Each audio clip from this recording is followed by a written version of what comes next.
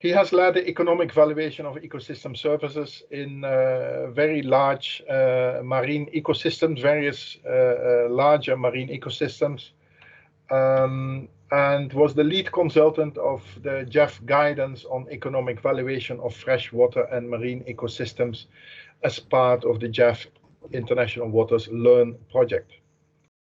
He has developed, amongst other things, relevant training materials and conducted many trainings on the issue around the globe. So we are very proud also to have Eduard with us today.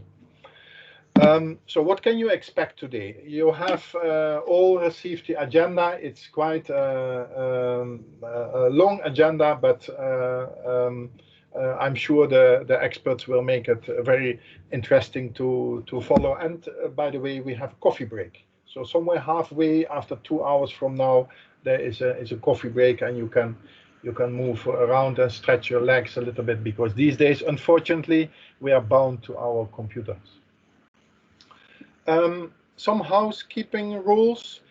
If you want to switch your camera on so we can all see your nice face, you are free to do so if it's possible and if it's not influencing the bandwidth too much. If the connection becomes bad, then we ask you to switch off your camera, but you are free to do so. And sometimes when you want to raise a question or in a discussion, it's good that people see you. Please mute your microphone, and when you don't want to speak, of course. If you want to say something, raise your hand. You can do that in the chat, and there's a way, if you are not familiar with Teams, there's a way how you can raise your hand. You see it on your little menu bar at the bottom of your screen. So if you raise your hand, the people will see it, the moderators will see it, and you will get a chance to speak out. Last but not least, all participants, please identify yourself by name and organization in the chat. You can start right now. Just type your name and the organization you are representing, and then we know who is who. I think that's all from my part. I wish you all a very interesting, a very wonderful and an exciting experience with our external experts. And I hand over now to Christian. I think he wants to say also hello to everybody. Christian, you have the floor. Good afternoon, good morning, everybody. I'm pleased to be with you, at least virtually. Thank you very much, Jan, for the introduction. My name is Christian Susan. I work with UNIDO, and I was the project manager for the economic valuation training which UNIDO has developed for the Global Environment Facility for the GEF-IW Learn. I think you're all familiar with this knowledge management program of GEF International Waters. So what we're going to hear today is, it was originally designed to inform the GEF-IW project. You know that the normal course of a project is you do a TDA, a transboundary diagnostic analysis, where the scientists are brought together and they identify environmental root causes. Once this has happened, you use the results to develop a strategic action plan. This is where the decision makers at the highest possible level come together to agree on how the root causes, the environmental problems in a shared ecosystem can be addressed. During the GEF biannual conference in Barbados, which was on the overarching theme of economic valuation, it was agreed that this TDA SAP process should also be informed by an economic valuation of ecosystem services. So this is the background where this training comes from. And again, just to shortly take a few minutes to introduce you why we have a tier 1 and a tier 2 approach. I think all of you can imagine, if you're tasked to do an economic valuation or valuation of all the ecosystem services, which you find in a transboundary large marine ecosystem or in a transboundary river system, you would spend a lot of time if you do have to do an original economic valuation to determine willingness to pay or willingness to accept compensation for the loss of an ecosystem service for each and every individual ecosystem service. This would absorb the majority of a budget of an international waters project. So GEF tasked us, and it was applied the first time in the Guinea current with a methodology which is based on the benefit transfer approach, where you use the results of an economic valuation which has already been carried out somewhere in detail using the toolbox an environmental economist has at his disposal. And then you see, can it be applied where I want to have my results? Which steps do I have to run through to adjust the results to the context where I want to apply it? So this is to inform an international waters project where you want to do an economic valuation of all the ecosystem services you find in this transboundary water body. And I think it is clear that there are some trade-offs. This is a methodology which allows you to come up with a first approximation. It gives you a very good estimate. It can also help you to tease out which ecosystem services are so important, because you get some rough estimates of the values of the ecosystem services, that you might want to go into an in-depth valuation. And this is the tier 2 approach, where you really apply the methodologies an environmental economist has to determine the value of one specific ecosystem service. And quoting an example from your region, please turn off the microphone if you're not speaking. There's a lot of fracas. It has been applied in your region, and for a GEF project in the Caribbean, the economic value of recreation and tourism has been determined on the islands, and the decision makers, the Ministry of Environment, Ministry of Finance, have been presented with these results and say, well, guys, if we don't invest in treatment of the wastewater, if we don't oblige the hotels who bring the tourists to our countries to invest in wastewater treatment, we are going to lose these ecosystem services and the economic value which stems from these ecosystem services. And this has then resulted in quite some massive investments in wastewater treatment facilities.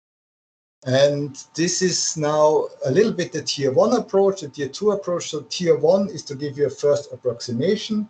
Tier 2 is to give you an in-depth introduction to in-depth environmental evaluation of ecosystem services.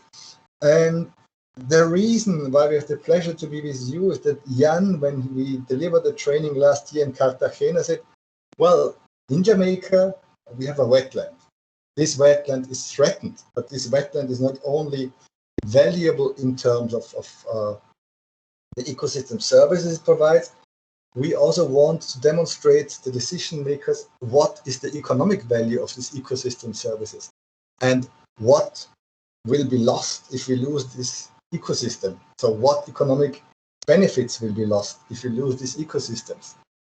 And since I know time is a critical issue for this training, normally we have a whole day to deliver this training, and we had to condense it into 4 hours, also to make it suitable for web-based and virtual training. I would like to hand over to Jan and wish you a very nice and fruitful day, or half day with Eddie. Looking forward to be with you and enjoy the training. Thank you very much. Thank you, Christian. Appreciated your nice words, and clear already. You have made already a good introduction of what we can expect. I think we should not waste any more time. Eduard Interwies, please take the floor, and let's start with our online training on systematic integration of economic evaluation. Thank you very much. Can you hear me? Yes, I can. Excellent. So can you also see me, the second question? No. No.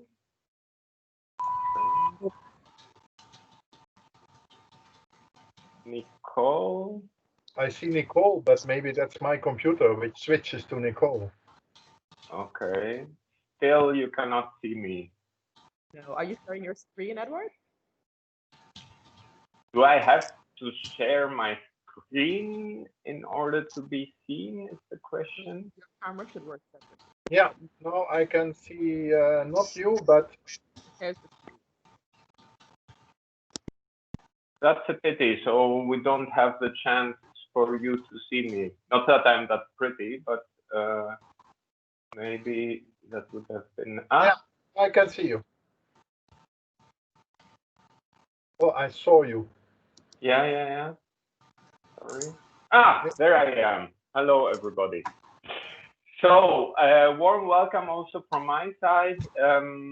It's challenging times in which we live, all of us. I hope all of you are fine and doing well. I wouldn't expect to ever say it, but I wish we could use these, because that would mean that we would be together, because I think that a training like this is even more productive if we can actually meet and discuss and exchange on who we actually are. It's a bit distant in this way, but nevertheless, I think we can have a fruitful workshop. Maybe just a couple of things about myself, because besides being an expert, I'm also human. And I think just to share that with you, I'm half Greek, half German, so from two quite very different countries. I live in Berlin, which is here. And I also live on a Greek island where I have some chicken and a couple of goats and many cats. And by the way, I have a wife and a 9-year-old daughter. Just to give you a bit of a picture of who I am. Now, I would like to make a small experiment. I hope the system doesn't crash. If all of you would turn on your microphone and at the same time say good morning in your language and say your name. I know it won't be really audible, but I would like to hear how many people we are. So can you try to turn on your microphones, all of you? Good morning. Okay, and now one, two, three. Let's all good morning. say good morning. Good morning. Good morning. Yes. That's good. We are quite busy. Buenos dias. Oh, yes. Bonjour. Good morning, good afternoon to everybody. Great to hear you and know you are really existing and you're not just a short acronym. Great. So, moving to the agenda, it's basically already Christian gave us an introduction. I won't say too much. Wait, sorry. I have to share my screen, I believe. Yes, get closer.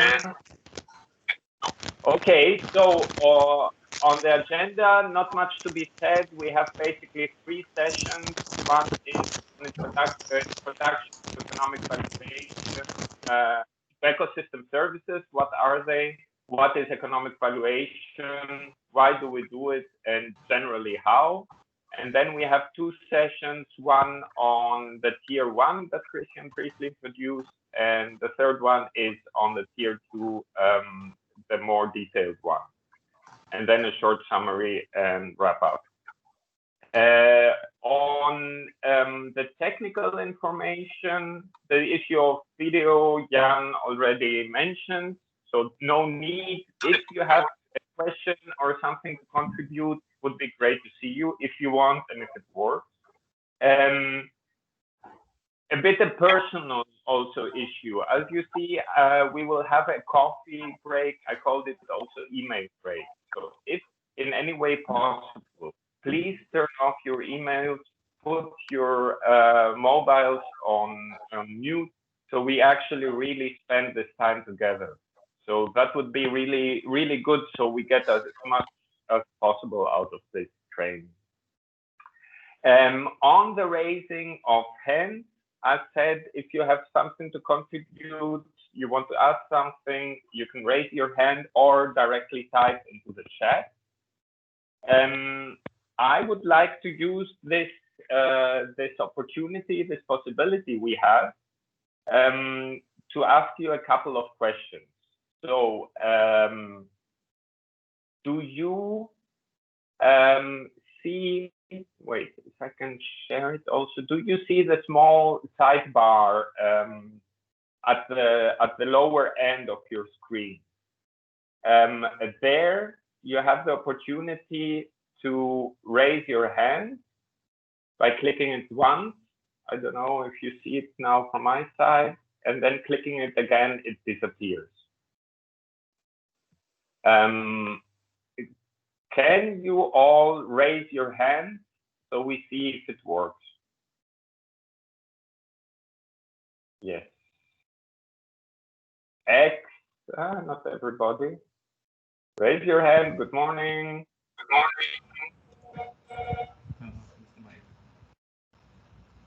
Okay, I think it will work. Okay, so please put your hand down again by clicking it again.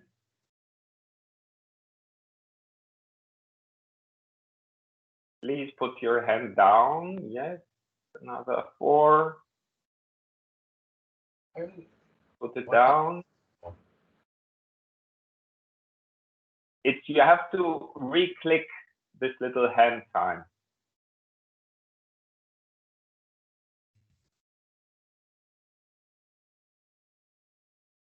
Okay, we have 2 left, Lorene and Ruth. Oh, and Alberto, please put your hand down. So basically it works, I think. Okay. So, yeah. So my questions for you, and I would like to raise your hand when it's of relevance for you. So the first question is, where do you work? Because we cannot have a full introduction round. I have some groups of where you could work. The first one is, are you a civil servant working at an authority, ministry, and so on at national or subnational level? If yes, please raise your hand. So civil servant at the national or subnational authority. Whoa, okay. Hands keep rising, that's good. So we have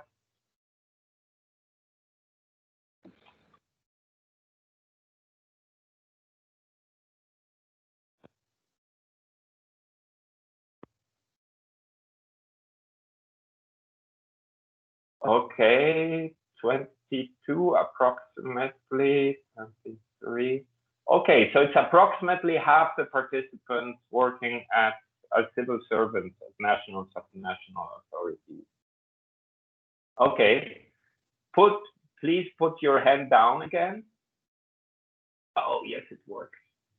Yes, excellent. I woke you up, that's good. So, second is if you work at an authority, civil servant at the international level, so including United Nations.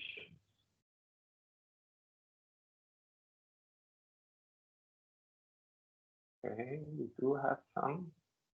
Okay, 2, 4, 8, 9, 10.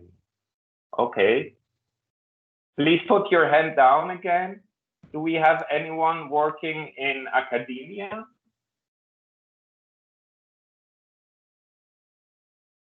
Nobody? Okay, so we have to be very scientific ourselves. Anybody working at NGOs?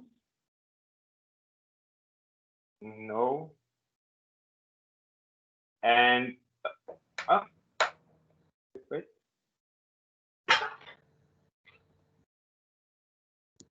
Yes. Okay, great. 2, 4. Okay. Okay, please put your hand down. Do we have any consultants around? Evaluators, whatever. All right. So we have 4. Okay, excellent. Thanks a lot. So basically, it's quite clear we have a lot of people from civil servants that work at authorities, national, subnational. Okay.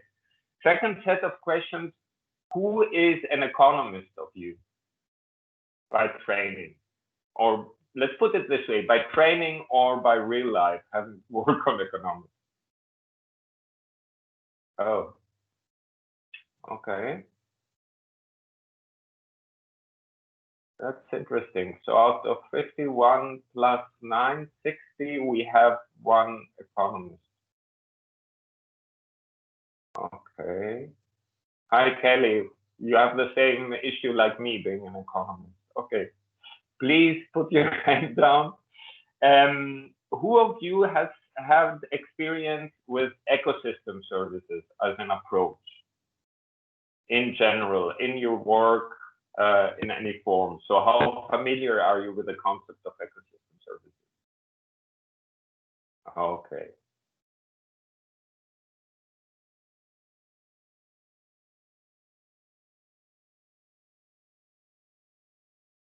Okay, 18. Okay, so having a brief introduction on what ecosystem services are probably is also not bad. Who has experience with the valuation, economic valuation of ecosystem services?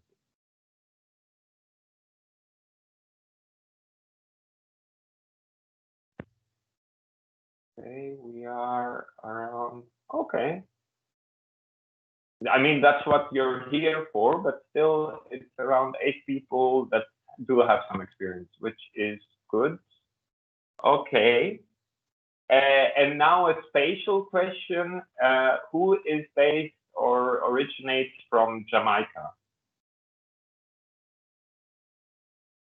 Because we do have a focus on the Negril Morass, so I imagine that it's quite many people. So I won't be asking all countries. The Caribbean is very rich in countries, so that would take a long time.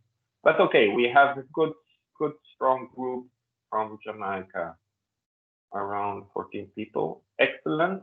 And now last but not least, a very important question. Who has as a pet a dog at home? How many dog lovers do we have? Oh, okay. 11, 12, 11, 12, okay. Oh, 15, 13. And the last question, who has a cat? I also have to raise my hand here.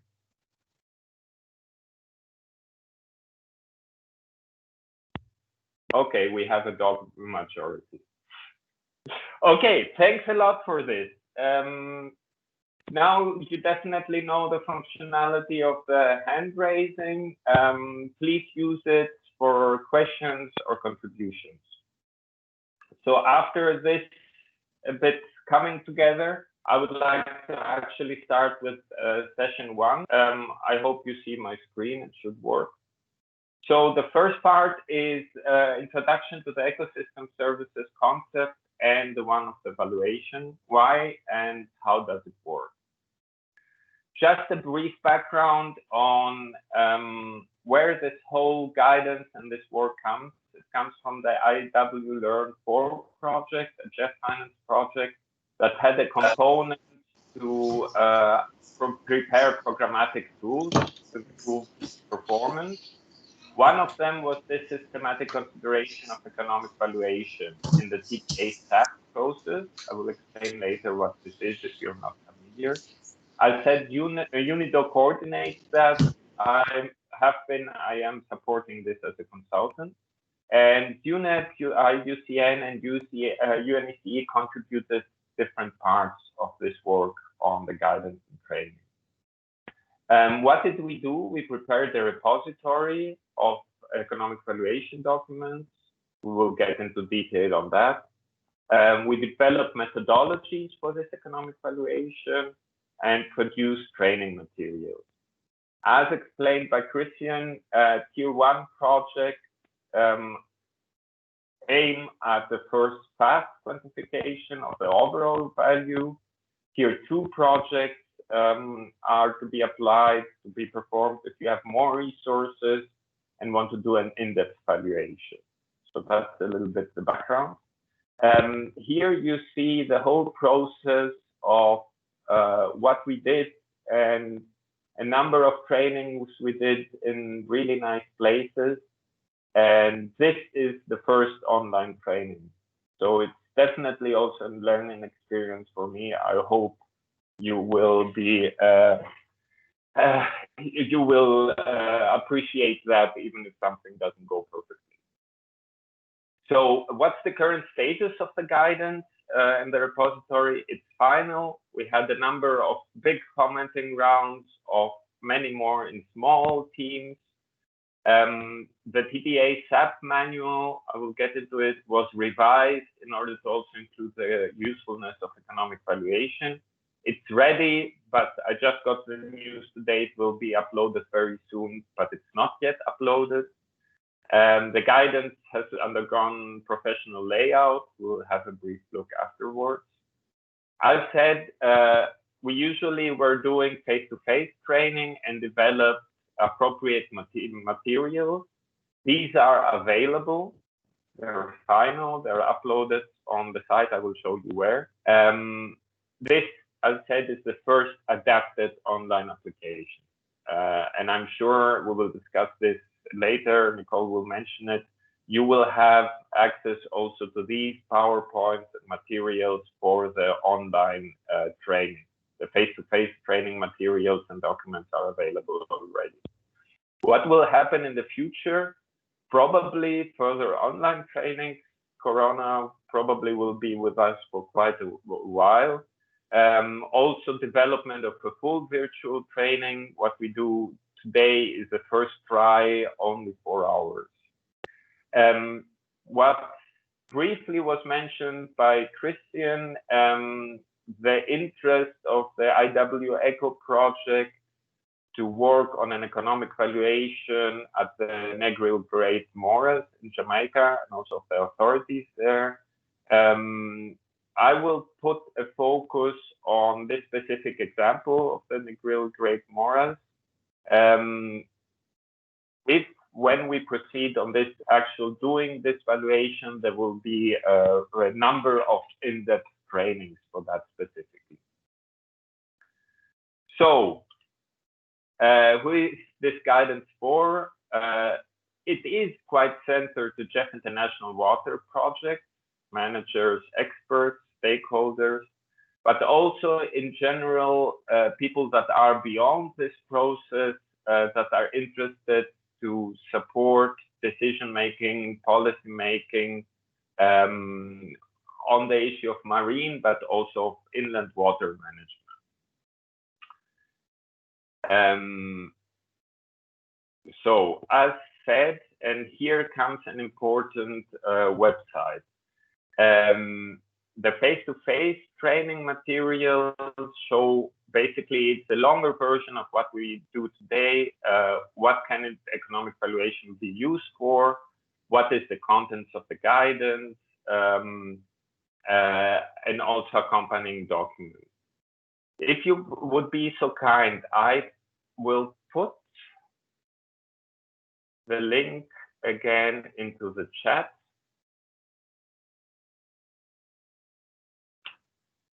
I hope you received it. If you will be so kind to click it, you will see this website. It's from the IW Learn project, which is the hub to the economic valuation. Just a short feedback. Does everybody hear me and can click the link? If yes, please raise your hand. Eddie, can you hear me? Yes. Would you like to maximize the screen that you're sharing? Because right now we can see your lovely face. Yeah, the screen that you're looking at. I'm sorry. Is it now? I'll tell you when. Sorry. That's good you tell me. Okay, sorry. I don't feel that pretty that you have to see me all the time. Perfect. Now you see my screen. Okay, please tell me things like that because it's, I don't notice. Okay. So yes, this is the hub where we have all the various materials. If you click right at the very first page, you will see you can download the GEF economic guidance. You can also directly download it, which is basically the main outcome of our work. As you see, don't be scared, 182 pages, but it's really a step-by-step approach and guidance in order to perform an either tier 1 or tier 2 economic valuation. Beyond that, you have, okay, the introduction is not that interesting. You have accompanying documents and training materials. These are the training materials of the face-to-face meeting. They are adapted for today. We also have 2 templates for terms of reference for recruiting an expert or consultant to assist with this kind of evaluations. That was a big request from a number of projects, so we prepared a template. We have checklists for the tier 1 and tier 2 valuation, which I will get into, as well as some handouts for the face-to-face meetings, including this virtual case of Baku country, which we'll not get into today.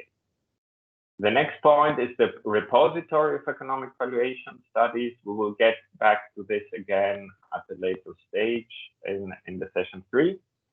And we have added some further reading to support the economic guidance for you. So overall, on this side, you will find a number of supporting documents. So on the content, what are ecosystem services? Even if the quality is not so good, this cartoon, I think, gives a good first picture of that. How we consider a certain activity, a certain aspect of nature can be very different. For example, the example we see, it can be seen as a polluting factor. It can be something that provides valuable nutrients for agriculture.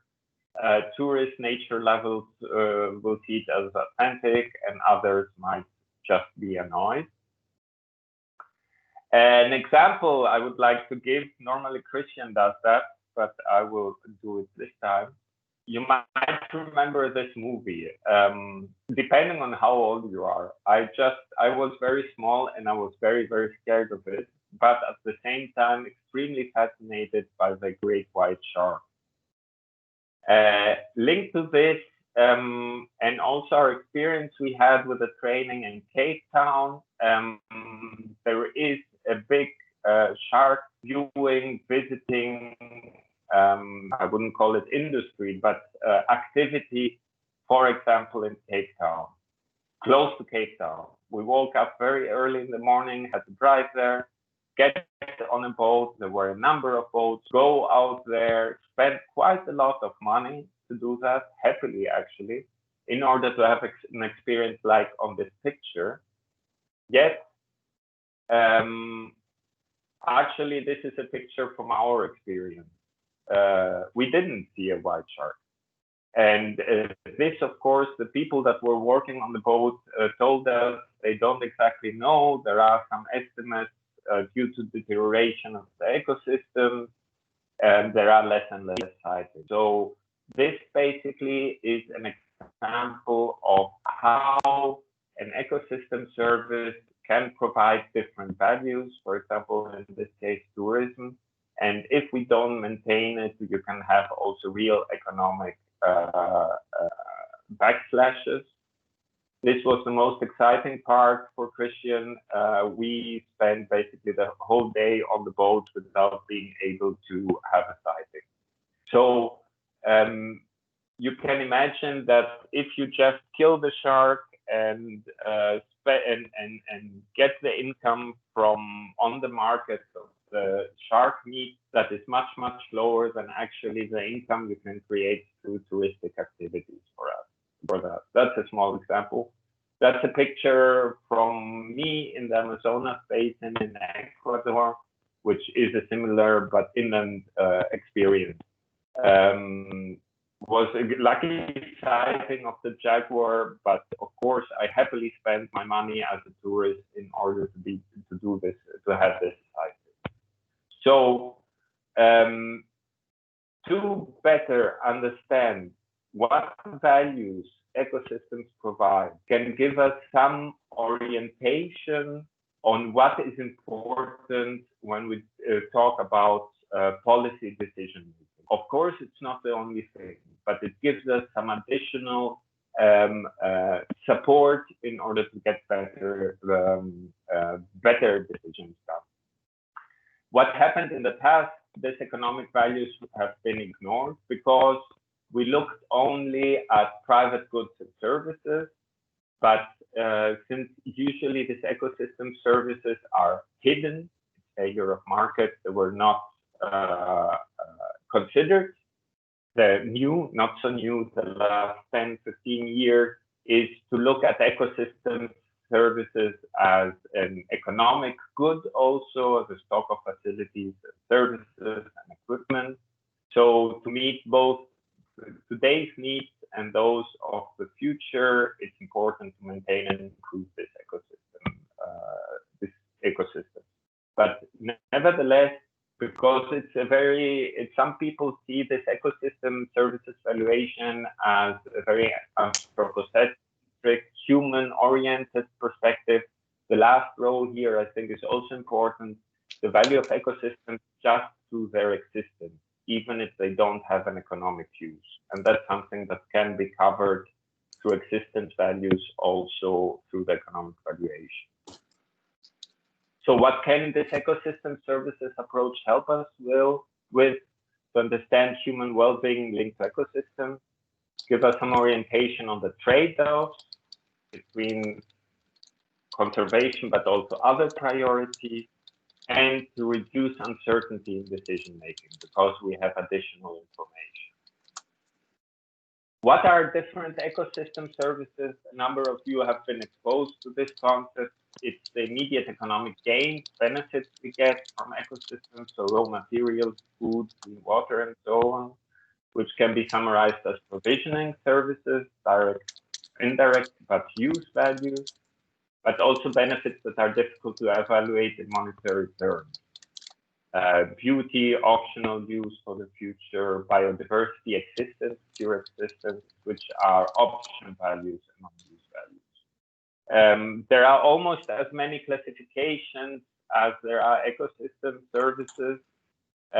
We, for the guidance, use TEEP, the Economics of Ecosystems and Biodiversity Initiative, and the Millennium Ecosystem Assessment as a basis. I won't go into the detail, but as I said, you have provisioning, regulating, use service, habitat service, and the cultural services, which are most of them non-use, but you have also recreation and tourism. A different approach to it is the total economic value framework, which basically has this distinction in the direct, indirect, option, and non-use values. I know it's a lot of information. I know we could discuss this much more, but please have a look at the guidance document after the workshop for any more detailed information, and we will have the option to discuss also. A small issue I would like to raise is the one of mineral resources as an example, because there has been a lot of discussions on the issue. Do all activities that take place in the area of an ecosystem really represent ecosystem services? No, because let's say more modern thinking is that the economic activities that are not relying on the functioning or existence of a healthy ecosystem are not ecosystem services. So you can have extraction and mining and so on, oil and sand in an ecosystem area with the ecosystem being completely destroyed, but that's not the point of it. You need to have a link between a functioning of the ecosystem service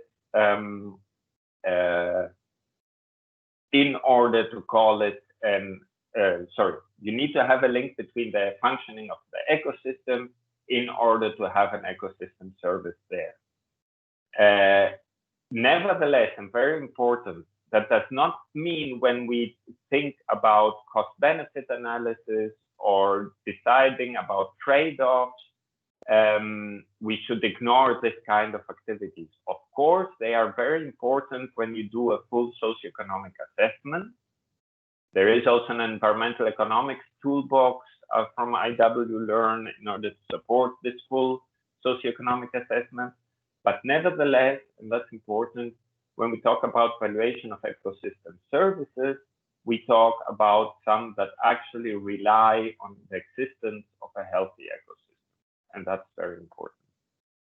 So now I talked a lot.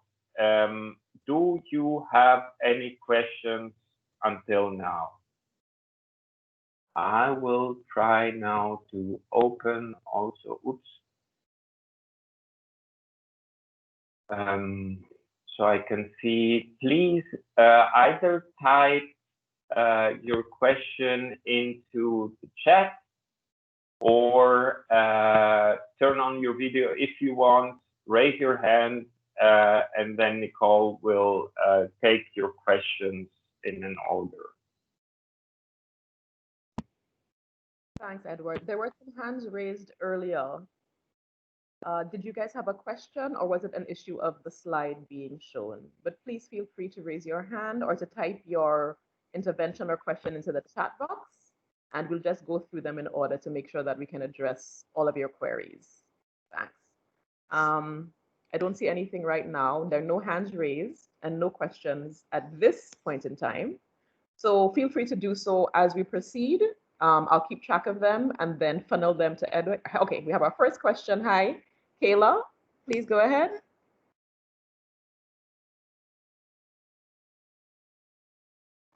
Kayla Blake. Yes, feel free to unmute and ask your question. Oh, you've typed it in. Okay, so the question is, Eddie, would logging be considered deleterious and not an ecosystem service? Logging has been a use for years. Okay, so that's interesting. So I guess Kayla is asking about the resource use. So mining the forest for, the logging material. So she's wondering if that would be considered appropriate use or inappropriate use. Is the logging itself an ecosystem service? What do you think, Edward? Yes, of course, a very, a very logical question. Yes, it is an ecosystem service, but because in generally it depends on the functioning of the ecosystem service. If no trees are left over, then you don't have the ecosystem service. You don't have the trees. Yet at the same time, and that's a delicate point, you need to find ways to see the sustainable activity, especially when you talk about provisioning services. So also for another example, logging is one example. Another example is fisheries that is very usually cited. Yes, you can take an estimation to market prices on how much fish gets extracted from a specific area, NPA or large marine ecosystem. But if you extract, let's say, if you use too much, that would mean a significant deterioration. So you need to assess something like a sustainability threshold, be it through maximum sustainable yields in fisheries, or also through the logging, that you try to understand what is the, let's say, extracting capacity of a specific area. So the answer is yes, because it depends on the well-functioning of the ecosystem service, but still, it doesn't mean the more, the better, the higher the value of the ecosystem, because you can overdo it and then the value gets lower. Thanks very much. Kayla, does that answer your question? So it sounds like he's speaking to, again, so thresholds for sustainable management and carrying capacity. So sustainable management of the resources as they're being used. Okay, thanks. Any other questions at this point? Okay, if there are no more, I guess we can proceed, and we'll keep track of your questions and get to them at the next break Q&A session. Okay, thanks. So Edward, I think we can proceed. Okay, thank you. So at this point, in the face-to-face training materials, you will see we had a full virtual exercise case study called the Bakul country, which we used for various exercises throughout the training. This would be, first of all, too complex to do online, because we would need breakout groups and really discussions, which is not very easy here. And also the number of participants we have right now is just too high for that, and the time too limited. This is just a picture to show you quite a nice country, Baku. We set it up with many various issues at hand in order to identify ecosystems, ecosystem services, and start working on the valuation side of that. Actually, when I see it, could be also a bit of Jamaica, couldn't it? I don't know, not many small islands, but there are some issues that actually are similar. What I would like now to do, knowing that I'm definitely not an expert on the Negril area, the wider Negril area of the Negril Great Morass, I put together some information. I would like to thank also Loreen for coordinating this information provision from Jamaica. It was very helpful on what the situation is in the Negril area, and especially the Negril Great Morass. The reason for that is that there is this consideration to do an economic valuation there. We do have a number, quite many experts from Jamaica, so I just wanted to give a short overview in order to introduce the specific case. Of course, dear colleagues from Jamaica, if I say something wrong or you have something significant to add, please do so. It's just 2-3 slides.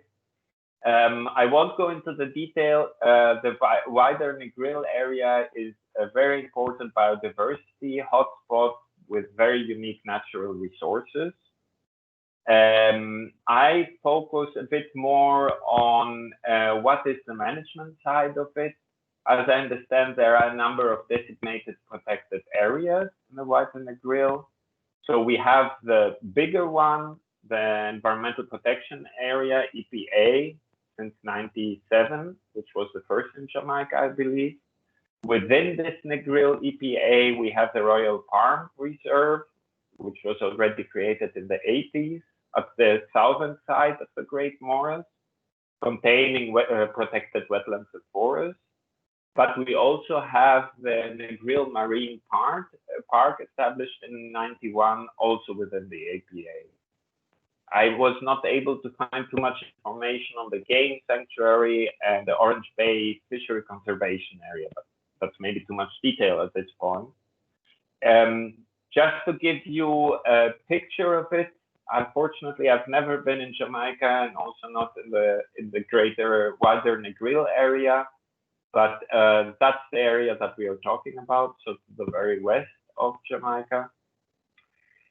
Here you see the full environmental protection area, which basically covers a marine side and a land side. And within here, you have the Great Morass, and within there, you have the palm tree reserve. Here you see it separately. So you have on the one side the marine park, which is part of the EPA.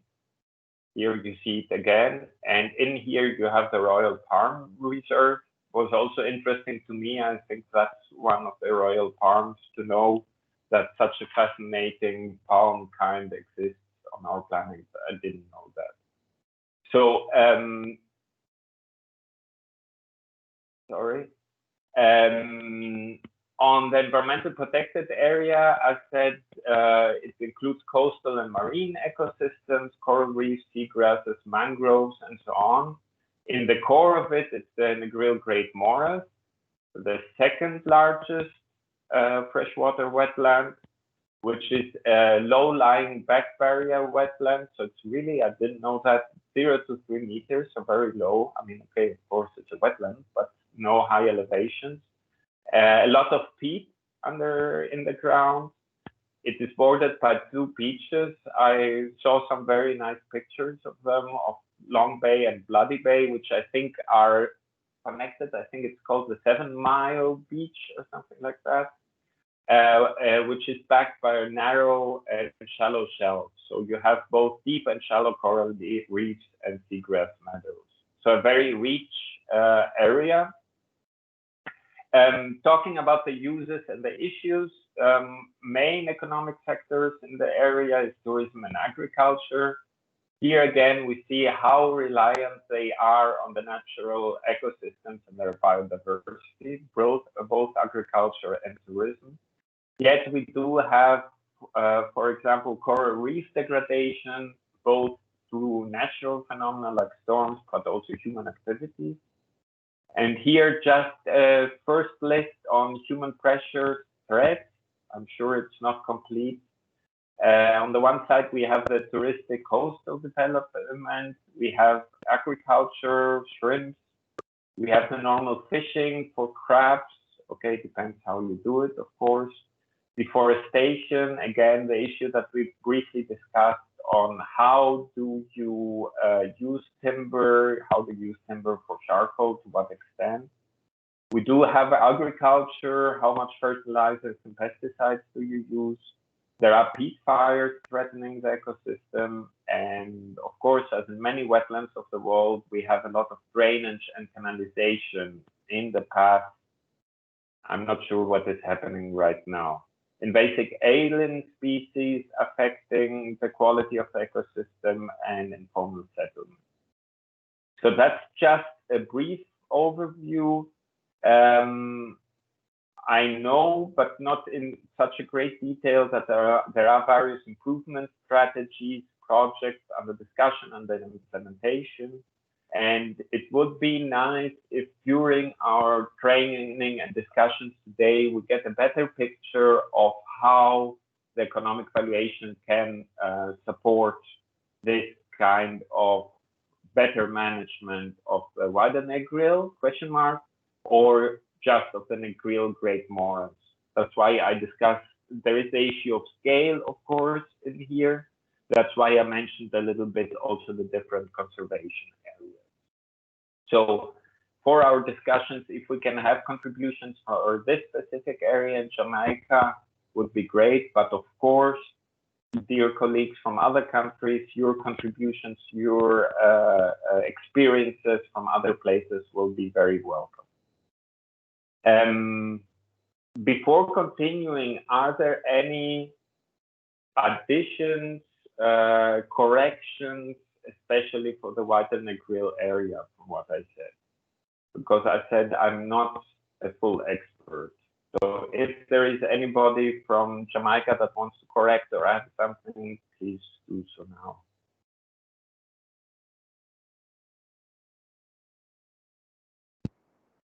Colleagues from NEPA or from the forestry department, any corrections or additions at this point? Okay, I don't see any. Okay, that can mean two. That can mean question. We have one question here, Eddie. At yes. What point in time would an ecosystem service become hazardous if it is still considered valuable based on basic needs? Hazardous, you mean like non-sustainable, basically, probably. I will interpret it in this way. Well, that very much depends. That depends on the specific case. And that's why you have to, of course, then look on a case-to-case basis. It's an issue of sustainability thresholds, of carrying capacity of a specific area. Using timber from a certain area, forest area or something, can be done in a sustainable way, but can be also overdone that the whole ecosystem starts deteriorating. So there is no simple answer to that. There is the need to look on a case-to-case basis on what is still within the thresholds and what is not. Okay, thanks very much. And thanks for your question, Abby. There are no further questions at this point or hands raised, so I think we can proceed. Okay. That means that can mean two things. Either my summary has been excellent, or people are checking their emails. But I strongly believe it's the first one. So I will just continue. Some more words on why it's important to include ecosystem valuation in decision making. It's a very good tool, especially tier 1, for awareness building and communication to the public, but also to the policymakers that need to take decisions, that they actually are aware of the value of ecosystems as part for the decision making. You can determine the economic cost from losing ecosystem services. If it's not there anymore, what do you lose? As I said, better governance. You can present facts in a better way in order to reach consensus, to try to avoid conflicts between, for example, different user groups, different interests. And as said, the integration of economic valuation in the TASAProcess, or more generally to advise decision making. We will talk a bit more about this later. I will skip that. On the issue of influencing decision making, you see a small cartoon. This is how do the British call it, tongue in cheek. Of course, the issue is not to put an exact dot and comma value to each and every animal or plant or etc. at this level. Nevertheless, to get a broad picture, a first approximation of the related values through tier 1, or a more specific one through tier 2, can have a lot of advantages for this trade-offs and exchange on what is a good idea to do and what not. I will skip also that. There is a number of studies on economic evaluation of ecosystem services that have been very central. I won't go into the details, but all of these studies, which were the cornerstones, okay, the LME evaluations are more specific work. A lot of them we have put as additional reading material on the IW Learn website I shared with you earlier on. Briefly, the resource issue, as Christian already mentioned, it can be quite expensive to do economic valuations, both time, knowledge, but of course also money. So we took this approach of the 2 tiers, limited to resources using a simplified methodology, 2 main elements, benefit transfers and market prices, and the tier 2 going more into in depth. Here, a brief overview, you will see on the right-hand side. Nicole, can you see my mouse moving? I cannot see your mouse, no. Oh, that's a pity. Okay, I don't know. Okay, but on the upper right-hand side, the tier 1 methodology, I said. Yes, I can see it now. Here I am. You see dancing around tier 1, right? Yes, tier 1, correct. Okay, excellent. If you move slowly, see it. Okay. So I said the tier 1 methodology is for screening and analysis for a first approximation for the value of ecosystem services. The tier 2, the more in-depth, has various policy contexts it can give answers to. So the first one is more an overview communication tool, and the tier 2 is more detailed on specific questions. We will get into this policy context more in detail later. So here I would like to make a break, take some questions, and from my side also ask you a couple of things. So I propose we combine it. So any questions from your side? but also if you would like to share your individual context. Which project area, what is the context there regarding ecosystem services? What do you think of tier 1 or tier 2 being useful, just as a first estimate? And do you have experience with economic valuation, or is one specifically planned? As said, the example of the Negril Morass can be one we discussed, but of course, very welcome also for others.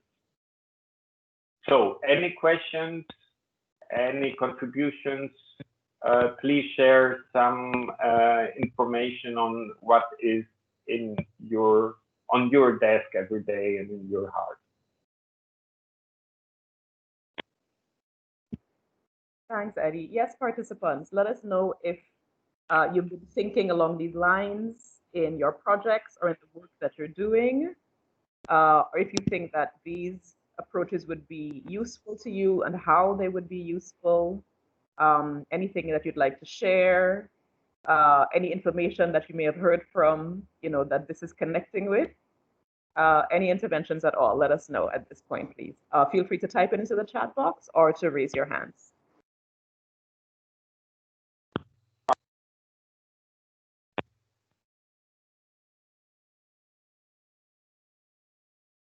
Any thoughts on possible applications of this approach to the work that you're doing and how it may be useful, or any connections that you see with assisting with legislative or policy advancement? We have something from Hala. Hala is the IWEco National Project Coordinator for St. Kitts. So we'll go with Hala first and then to Kayla. Yes, Hala, please go ahead. Great, thanks. Hi, everybody. Hi, Nicole. Hi, Edward. Thank you very much.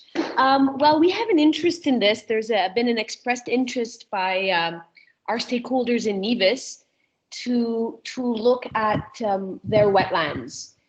So wetlands in Nevis, there's quite a few. They've been fragmented severely over the years, but there are some remaining, and so there's a need, and stakeholders are expressing interest in wanting to kind of study them, have a management framework, and really try to inform decision making. So, what are the wetlands worth? What type of services are they providing? Is it a service, for protection against storm surge, for example, and various other services? I think in the first instance, tier 1 would be very useful just to communicate with decision makers and people, residents on Nevis as well. So there's a definite interest from our stakeholders in Nevis. Okay, thanks, Hala. Kayla, would you like to? Is your microphone working? Would you like to make your intervention verbally? Kayla Blake? No mic. Okay. So Kayla in the chat box has said that she uses, her team is using ecosystem valuation in assessing the impact of proposed development projects, but those areas tend to be smaller areas. So she's assuming that it's the tier 1 level. Arnott Jones, Arnott works with the EMA in Trinidad. And Arnott has said that they are interested in looking at the use of EV, ecosystem valuation, for some current infrastructure projects in Trinidad. Example, a proposed inter-island port in Togo. Thanks very much, Arnott, for sharing. Anyone else? Or any further questions or thoughts at this point? Feel free, the floor is open. This training is for you. Jennifer, yes, please go ahead. Hello, can you hear me? Yes, we can hear you clearly. Please go ahead. Yeah, I'm following up with Hala and the Nevis wetland project. This is my first introduction to this type of valuation. My concern is in a very small island where every one of these systems that might be looked at elsewhere is on a much, much smaller scale. But for the island, you might have impacts in very small areas, but a number of very small areas. It's the impact of a lot of small interventions rather than one big project that's easy to measure. I don't know if I'm explaining my concern at all, or my interest. How would this evaluation, how could any evaluation take into account these very small bites into ecosystems, but not one big bite? Okay.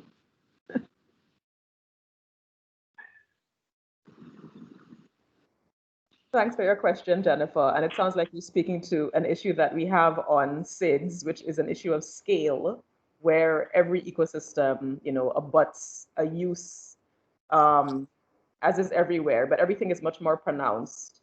The externalities of any impact that we have, societal impacts, urban use, tend to be very, very pronounced in SIDS. Edward, what do you think about her question about a piecemeal approach to various ecosystems versus one large holistic approach? Can you hear me? Yes, we can hear you. Okay, excellent. Yeah, great. Many thanks for your input. Let's say, without going into each and every, let's say, some of the issues I see, I think this issue of scale came up a couple of times, and I think that's a very important one. I fully understand, let's say, the difficulty, or the bigger difficulty, if both the value of the ecosystem is, how you say, disaggregated here and there. You have very small wetlands here and there, but as a sum, they are important for a number of ecosystem services versus one big chunk. First of all, on the ecosystem side, that's a tricky thing. On the other side, also in the intervention, when you talk about a big infrastructure project, that's a little bit, how you say, more easily, not really easy to manage, but it's clearer, let's say, than compared to the bites. I like the word of here and there, things being drained, things being cut down, but at a very small scale. So I think a big point is this issue of scale. As you will see in our guidance, selecting the right scale is a very important aspect. Because, and there are, let's say, we have different steps on that, on the tier 1 and tier 2. Because, as you say, if the ecosystem, how to put it, it's too fragmented, it's here and there. If you do a too detailed study, it will be very difficult to actually, first of all, get very detailed numbers. It will be quite resource intensive, but also the importance of this very small area might disappear in the bigger questions of, I don't know, development policy and economic policy and so on. So there, to not to aggregate, but to select a scale where it's clearly visible, that's the area of our island that does have this wetland. And if we look at it as one, we can establish certain values, which we can put on the table either as tier 1 to communicate with other priorities, strategies, policymakers on what we have to do or not. And now I lost my train of thought. Yeah, so it's important to choose the right scale. That's the one side. The other one is, I was quite interested, I think it was from Trinidad, that you use economic valuation to, no, it was not Trinidad, sorry, I don't remember what it was, that you use economic valuation to assess interventions And you mentioned that this is closer to tier 1. I think if you go to the issue of a specific decision, we create an MPA, we build a marina, we build a hydropower project going inland, then the tier 1 is too rough. You have to go more into the details of tier 2 in order to support the policy making on a specific project. That's a bit some reactions from my side. Okay, thanks, Edward. In addition, Kayla mentioned that based on cumulative impact, it would be best to assess and evaluate the ecosystems as a whole. However, that tends to be constrained by funding. We have Jennifer, you can let us know if you have any further questions. We have an intervention here from Danielle Lewis, who says that an ecosystem valuation was done for Trinidad and Tobago in 2012, 2013. I think it would be beneficial to conduct a revised valuation and then compare it to the first. Okay. And that would be tier 1 then. Let's say it's an overview.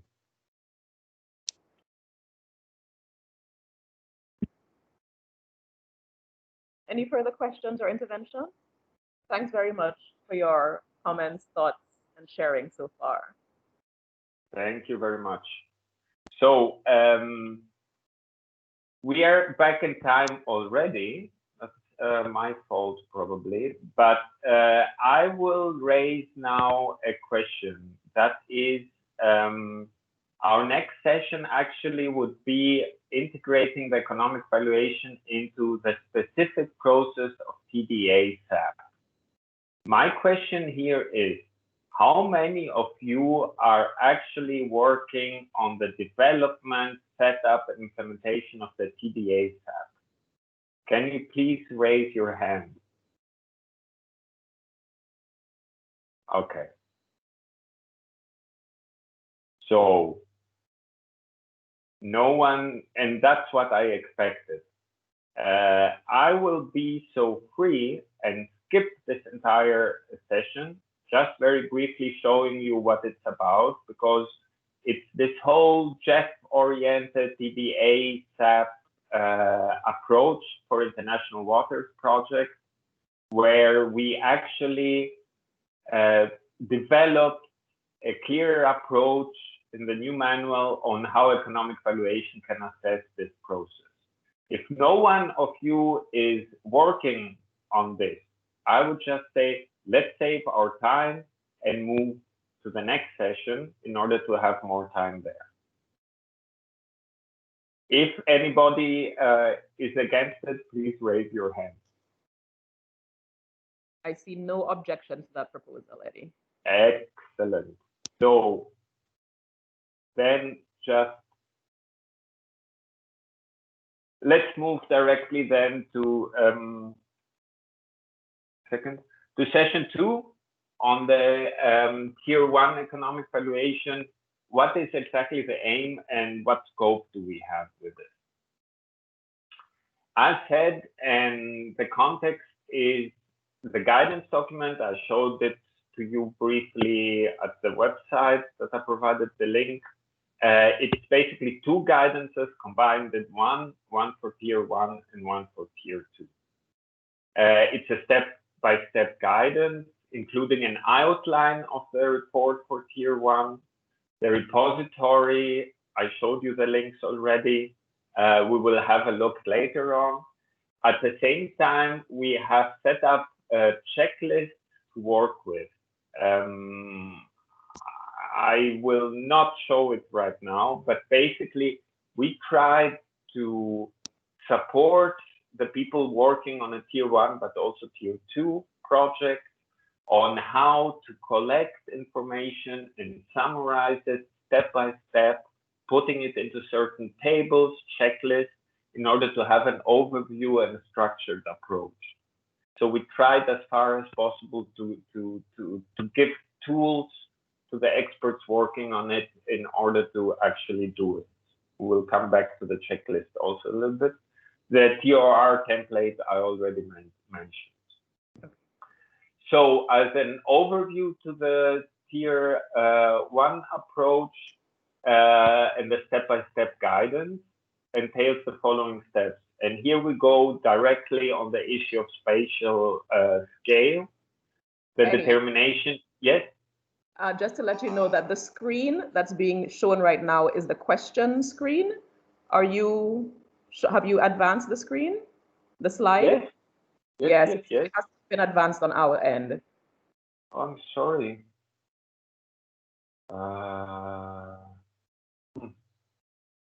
I'll do it again. Do you see my PowerPoint now? 1 second. Yes, we now see session 2, part A. No, I'm sorry. Nicole, please tell me earlier, because I scrolled also through the TDA-SAP one, but okay, that's not this important. So here, just once again, the different links, you will get the PowerPoints in one form or the other about the guidance, the repository checklist, and the QR template. Exactly. Where I was is the step-to-step guidance for Tier 1. So we directly link to the question intervention, which is absolutely vital. Determination of the spatial boundaries of the area to be studied. So in a way, it sounds so trivial, right? Well, yeah, we'll do the Negril Great Morass, or we'll do the whole of Jamaica and so on. But this really does have consequences on what actually can come out of this kind of study. So depending on how you structure it from the spatial scale, first of all, it does influence the outcomes you can have from such a study. So that's the first step. The second one is what ecosystems do you have and what ecosystems services that are present, but also you want to study assess, because there are questions of resources, time, money. Which ones do you basically leave out, even if they kind of exist, because they're not that important? And this refers to ecosystems, but also to ecosystem services. A key point, and this it's difficult to avoid, is the issue of the size of the ecosystem. And because you need to relate values to spatial extent, correct? So again, this might sound trivial, but in some cases, it is quite tricky to actually have precise spatial determination of the different ecosystems in practice. And then on the methodological side for Tier 1, you have, for some ecosystem services, you have a direct assessment to market prices. So prices, values you can see on the market. And those where you don't have information from the market and you need to apply a benefit transfer approach. Again, this is an overview, first of all, and we get into this issue. So you have provisioning services to market prices, simplified benefit transfer approach, and then the important point of summing up the values to get the total value. And something I feel very strongly about is indicating the assumptions and uncertainties that are linked to your study, to your result. Because some people tend to just look at one number, and that actually, in my personal experience, backfires. Because if you don't clearly communicate assumptions and uncertainties, such a result can be shut down much more easily. So I think whatever we put in money, in values, in dollars, or whatever currency, has always to be accompanied by the assumptions and uncertainties in order to be more scientifically valid and more acceptable. Here, just a brief, sorry, hope it's not Corona. The elements that I just presented are here in a flow diagram. As a spatial identification identification, size determination, assessing what methodology for which ecosystem service, and then summing up. This you saw already. We are right now at the yellow part, the tier 1 methodology being used for first screening, first approximation of the values.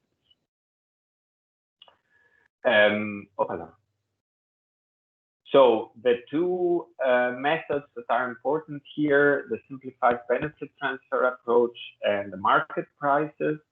What is a benefit transfer approach?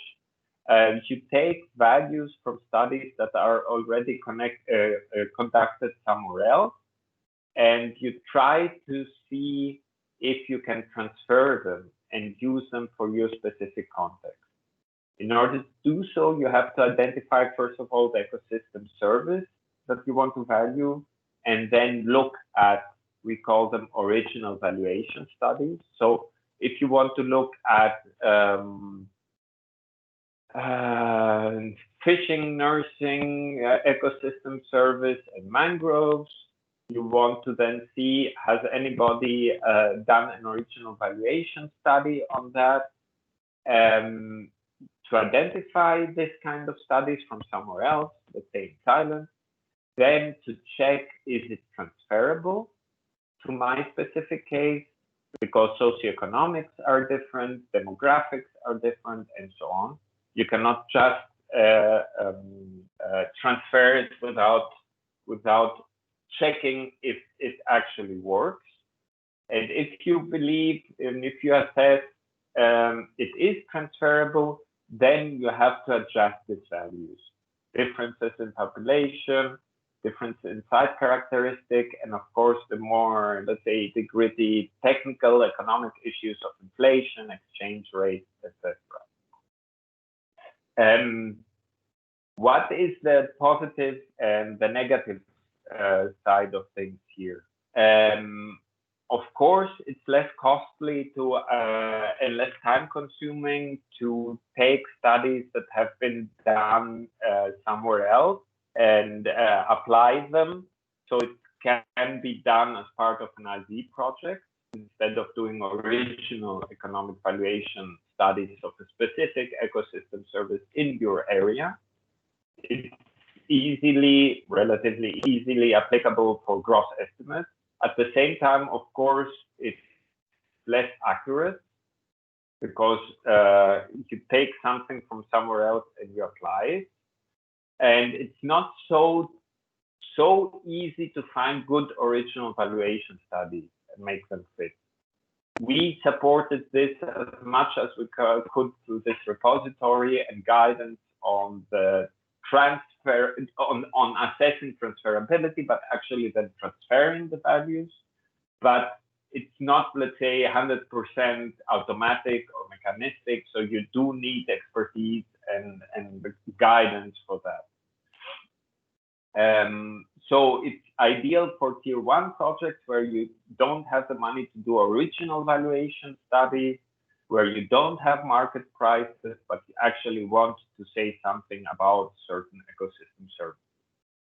Market prices is very simple. Money paid for ecosystem services traded in commercial markets. So timber value, fish value, again, with the issue of sustainability thresholds. As said, not as said, the pros are it's easy to grasp and communicate, it makes sense to people.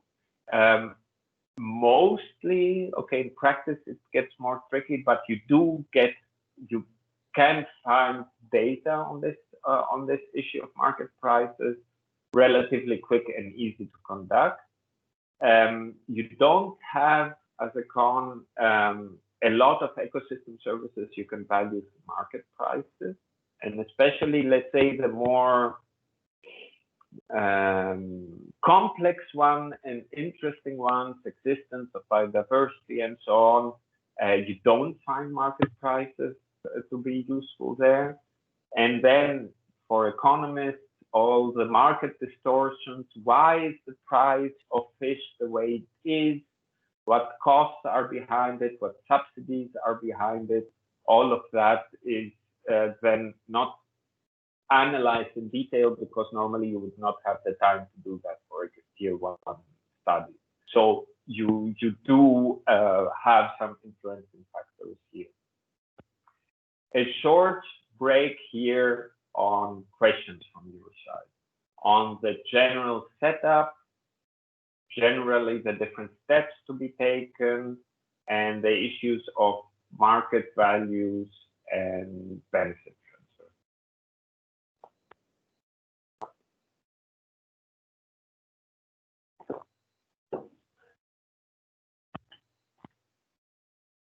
Is everybody still there?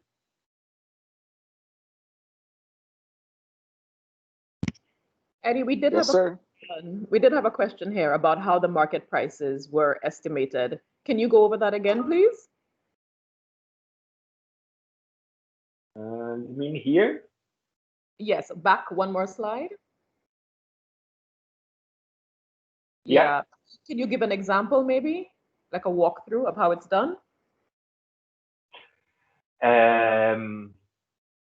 Let's say fish.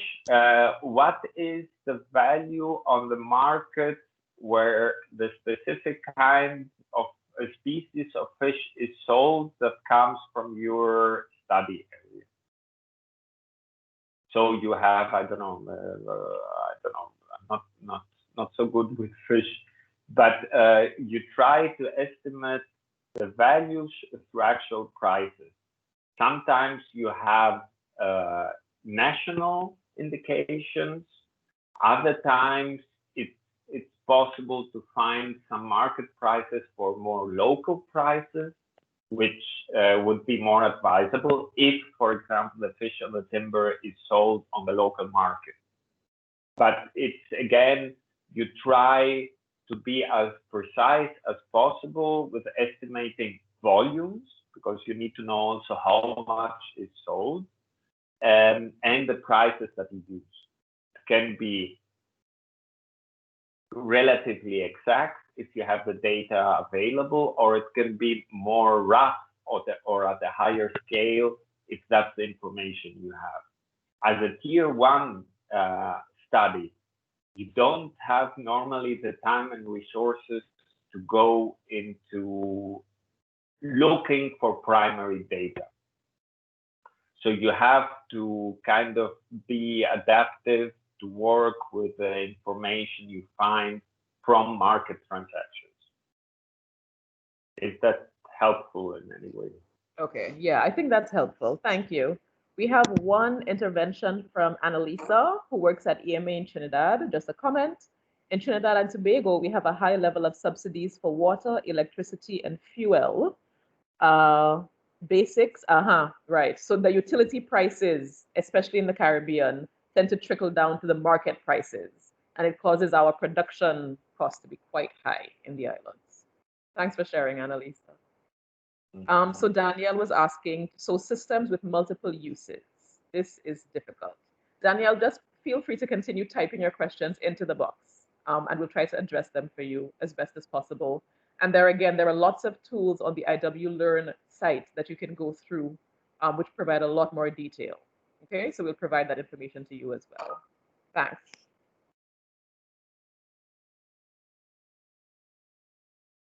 Do you want me to react right now? Yeah, sure. Yeah, the subsidies, of course. If you try to, let's say, okay, let's say I would like to divide the issue on, for example, water supply, sewage provision, and so on. The one side of things is that through subsidies, you might get you might reduce efficiency, and that creates higher prices and so on. I think that's a question that, let's say, too far away from the economic valuation of ecosystem services. Of course, it's an issue, how you structure your water supply institutional setup. But what is of important here is that at the end of the day, you look at the value of cubic meters sold to maybe, if you're lucky, to the different sectors, but let's say the value of cubic meters sold. If this is subsidized, then of course the price you get is lower than it would be if you didn't have the subsidy. Now, you are talking here about a tier 1 approach, a first rough estimation. As an example, when we did the GCLME and the CCLME large marine ecosystems first tier 1 estimation, we had more than 10 countries to look at for all the ecosystems, all ecosystem services, and putting a first value. If you want to do that with $30,000–40,000 US, you most probably cannot go into the level of detail to say like, okay, on the water supply, we try to establish a better, more precise value by dealing with the issue of subsidies and trying to count that issue out. If it's a key point in the discussion you have on values of ecosystem services, then it might be a good idea to do it. But in general, you know, it's, as said, some people don't like it, quick and dirty. What you try with tier 1 is to do a first estimation. So even I fully understand the issue of subsidies, I wouldn't say that in each case you have to try to adjust it in order to get better, let's say, real values. Sorry, that was quite long.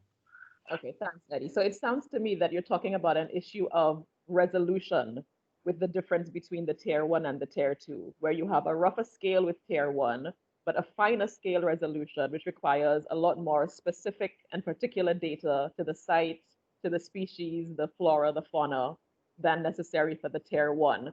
Because there's a question here from O'Keefe asking the same question. So would it be for tier 1, would tier 2 then include looking at the species the removal of the tree timber will cause? So I think, again, he's speaking to the difference between tier 1 and tier 2. Can you maybe just go over one more time the difference in the resolution of the data required to perform a tier 1 calculation and a tier 2 calculation? Yeah. Basically, tier 1 is you take the information that is available and adjust it and combine it in a way that you get a first rough estimate. For tier 2, you look at a specific question, and depending on this specific question, you do a more in-depth economic valuation. I will go through examples of that on what methodologies then you use. But you actually try to collect information. There is contingent valuation. There are many different economic valuation approaches which demand specific studies that you can use for tier 2. So tier 1, you want to get a broad estimate. Tier 2, you have a specific question, the impact of an infrastructure project on a specific area, or whatever. We will go through that. But for the tier 2, in order to have an answer to this policy question, you have sufficient money not to do just an overall estimation, but go more into detail. And that detail relates to ecological, biophysical information, what you mentioned on what kind of trees and so on, what is directly affected and so on, what is the interlinkages in the biological system, but also on the valuation side. You try to get primary data through asking people, through looking at different behaviors of people in order to get primary data. We will go again through the tier 2 specific one. just on the tier 1, basically it's to take what you have, simplified on the market prices, try to use other existing studies, specific valuation studies, without doing some yourself. So you try to make it as simple as possible by taking information that's available, adjusting it, checking for transferability, and so on, and building a case for a first estimation. Tier 2, we will see, goes much more into detail, but of course, it's also more expensive. Okay, thanks, Eddie. I have no further questions at this time. Okay. I will nevertheless disturb you a bit, as on the discussion side. What do you think, now that you get a short overview of tier 1, what do you think is the most difficult part of it? And where do you see the risks, but also opportunities of doing this first draft estimation? What is, let's say, your initial reaction without, of course, going into all the detail and the guidance? Where do you see the opportunities and the risk of doing a quick and dirty first estimation? And the example can be the Negril Morass, can be also, of course, any other example. Okay. Participants, any thoughts? I think we've started getting some in already, where Annalisa mentioned externalities that affect the market prices. She spoke to our utility costs in the region. We had someone mention that it seems to be complicated with the various approaches. And many questions here about the data resolution required for the tier 2 approach and how rough a tier 1 approach can be. Let me see if there are other questions. Okay, so Randy, speaking to the slide, the question slide that's up now. So Randy says, finding existing and reliable data would be the most difficult. And this is true. I mean, we collect some data in the region. We're not the strongest. We're actually working on trying to improve that as well under the IWEco project. But regular ongoing data that is stored and housed in a centralized location, which is readily available and accessible to multiple ministerial departments, is a challenge here. So I agree with you, Randy, that finding data would be difficult. Alicia, who's our national project coordinator for the Trinidad project, says, for instance, in Trinidad, sand and gravel quarrying occurs in what is considered forest reserve. The national project promotes the rehabilitation of degraded quarry lands through the reintroduction of mixed forest species that would have been lost in the mining process. So she asks, at what point would an evaluation be done? At this point of post-rehabilitation, question mark. Can you please yeah, so she's asked, repeat this one? I got the situation, but what are the 2 points in time? Yeah, so the question here is, there was quarrying done, which disturbed the area. So there's species and acreage lost already. And they're now trying to rehabilitate and plant and reintroduce the species. So she's asking, at what point would an evaluation be done?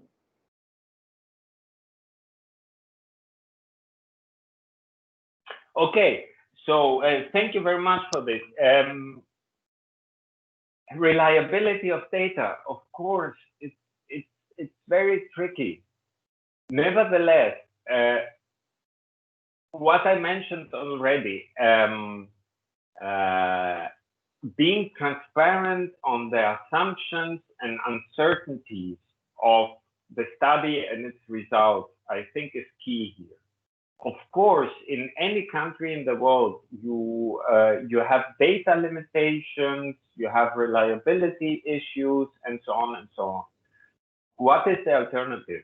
We can either do whatever we can with the data we have, including adding some expert judgment as founded as possible in case data is not there, or the alternative is do nothing. So, meaning not not to stop working, but not to do an economic valuation. So it's clear, and I think the issue of reliability is very important, but the only way we can deal with it is to be transparent on what we have and of what quality it has and how we use it. That's unfortunately the hard reality that you cannot avoid, let's say, the issue of reliability and availability of data. On externalities, yes, we discussed this a little bit on the issue of water utilities. If of importance, if crucial, you can go more into details of that. Otherwise, if it's, let's say, a rough estimate, you have to say, okay, look, on the issue of externalities, of subsidies, and so on, we didn't go into detail. Data resolution, that very much depends. Let's say we are not talking about tier 2 right now, right? We're talking about tier 1. You want to get a rough estimate. You won't have the time, for example, if you have a large marine ecosystem with 16 countries, you won't have the time to go to the subnational level to the extent you would like to do. You have to take aggregate information. So for tier 1, I think you try to make it as simple as possible, but by not going too far into the disaggregation of your specific study area. For tier 2, things are a little bit different. First of all, it depends on what policy question you want to answer. We will see that later on. But also how much financing you have available in order to go then more at the municipality level in order to make differences visible. Because that's what you do with data, higher data resolution. You see that it's not all the same, but that you have differences within also specific areas. So I'm sorry, real life economics is a lot of trying to find a solution, and it's nothing optimal, but we have to try to work with this, what we have. The last question, and that's a very interesting one, is when do you do an economic valuation? Well, there are two approaches there. I think the one is it depends a little bit again on what you want to do. Do you want to show what is still there and you want to preserve? So there are existing ecosystem services you want to preserve, then you approach this first approximation by estimating the existing ecosystem services. Now, if you have a situation where you already have significant disturbances and you want to rehabilitate and you want to show the value of this rehabilitation, then either, and this is tricky for a tier 1, you try to go to historical data or you try to go to theoretical data.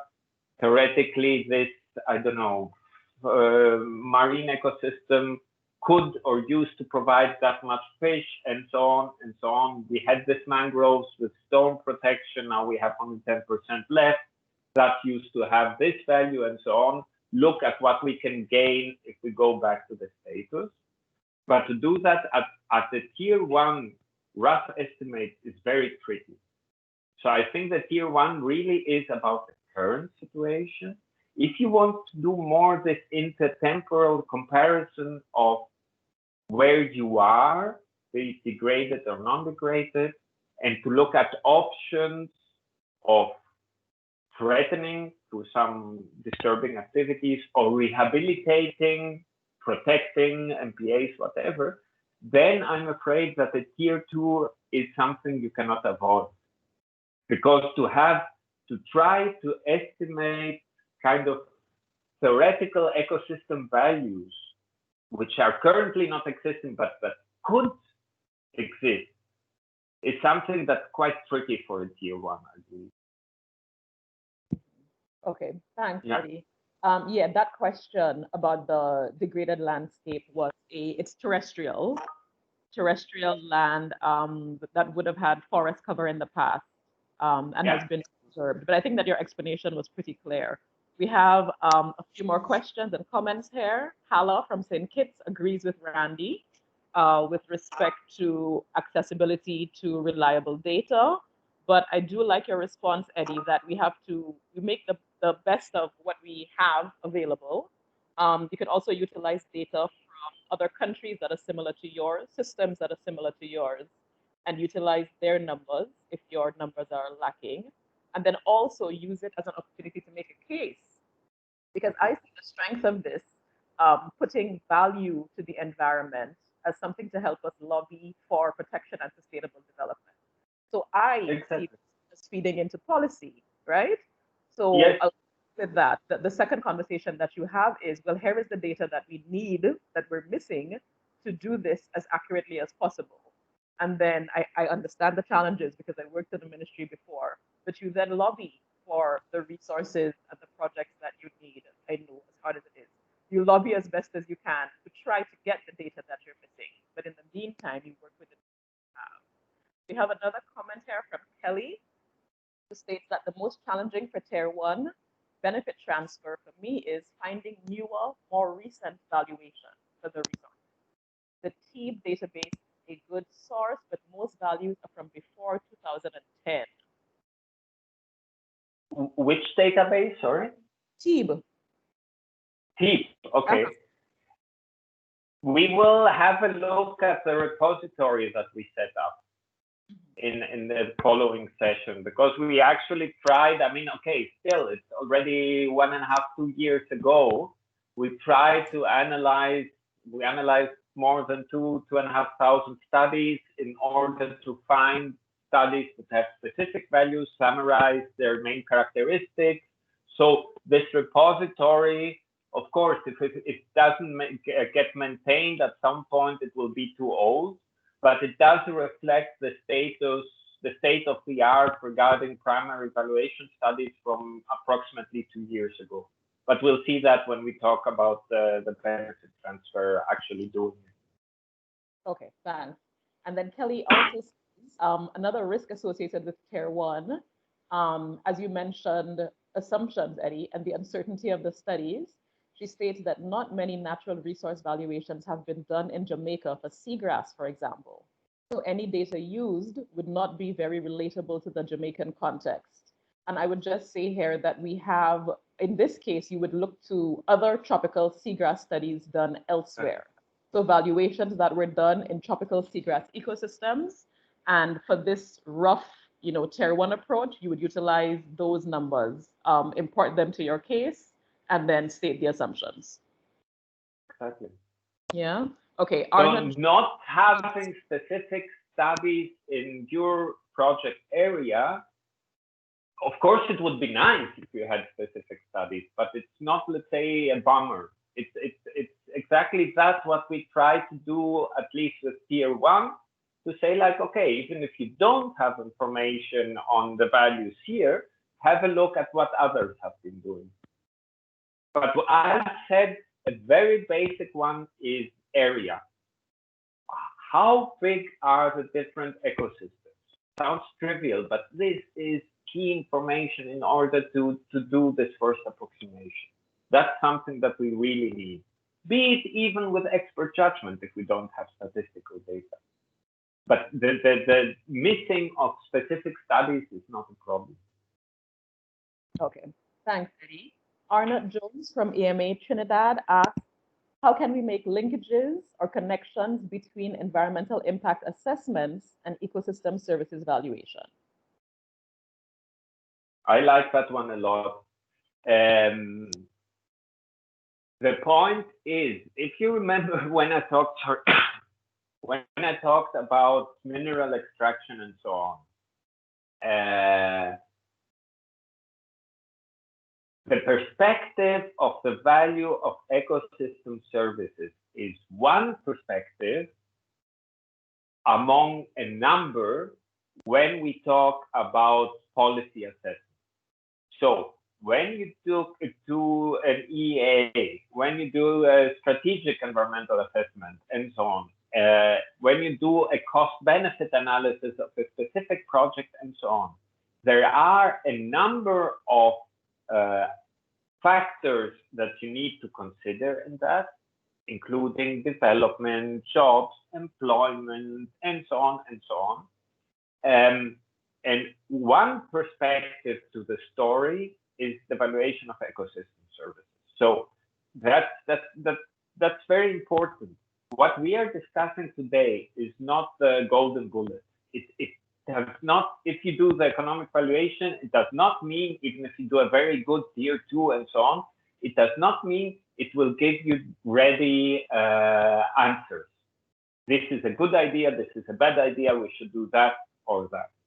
It gives you the one perspective of something that is normally not visible enough, which is this perspective of the ecosystem service. But this is part of the bigger picture of how you do socioeconomic assessment and cost-benefit analysis and so on. Okay, thanks, Eddie.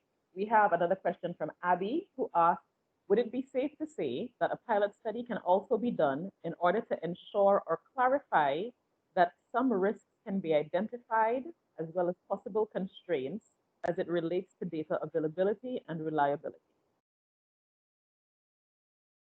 I don't fully get it. I guess she's asking if a I want to call it like it's not really a scoping assessment, but it sounds like she's asking if they can do a pre-study to see what risk, I guess, what data is available, what assumptions you would need to make. But I would say yes. Yes, Abby, I would say yes. If you have the resources to do a study what data is available for use, then yes, definitely you should go ahead and do so. Definitely. But let's say money is scarce, resources are scarce. I think, and that might sound very optimistic, but I think with the approach we have set up by tier 1, it's so, how you say, down to earth, that whatever the data situation is, you can do something. If the data situation is really bad, there's something you can do will have a lot of assumptions and uncertainties behind it. But you will be able to at least have a step of visibility of showing what the importance of ecosystem services is in this specific area. So yes, you can do a first scoping, but actually do the whole thing at the same, right from the start regarding tier 1. Okay, yeah, she clarified further and said that she was asking if a pilot study can be done in the initial preparation stage before conducting the valuation. So Abby, Eddie's answer is just go ahead and do the tier 1 valuation in the study. Yeah. Okay, I think that's all the questions that we have for now. So over to you, Eddie, to continue. Thank you, everyone, for your... Thank you very much. This is very interesting. I'm very sorry not to see you and not to hear you, but I feel connected to you nevertheless, even if it's in writing. We are, of course, late, but it's coffee break time, I think. You're nice on time, actually. It's not late. Oh, yes. I was planning to be well into part B of session 2, but that's okay. So I would say you can now happily eat, drink, no alcohol, of course, and check your email. And we meet again in 15 minutes from now. Okay, thanks very much. Thanks a lot, everybody. Quick coffee break, everybody, 15-minute coffee break. Just to remind you, all of you who joined us a little late, please type your name, your country, and your agency into the chat box, please. Thank you, and we'll see you soon. Please come back on time. Don't forget to come back.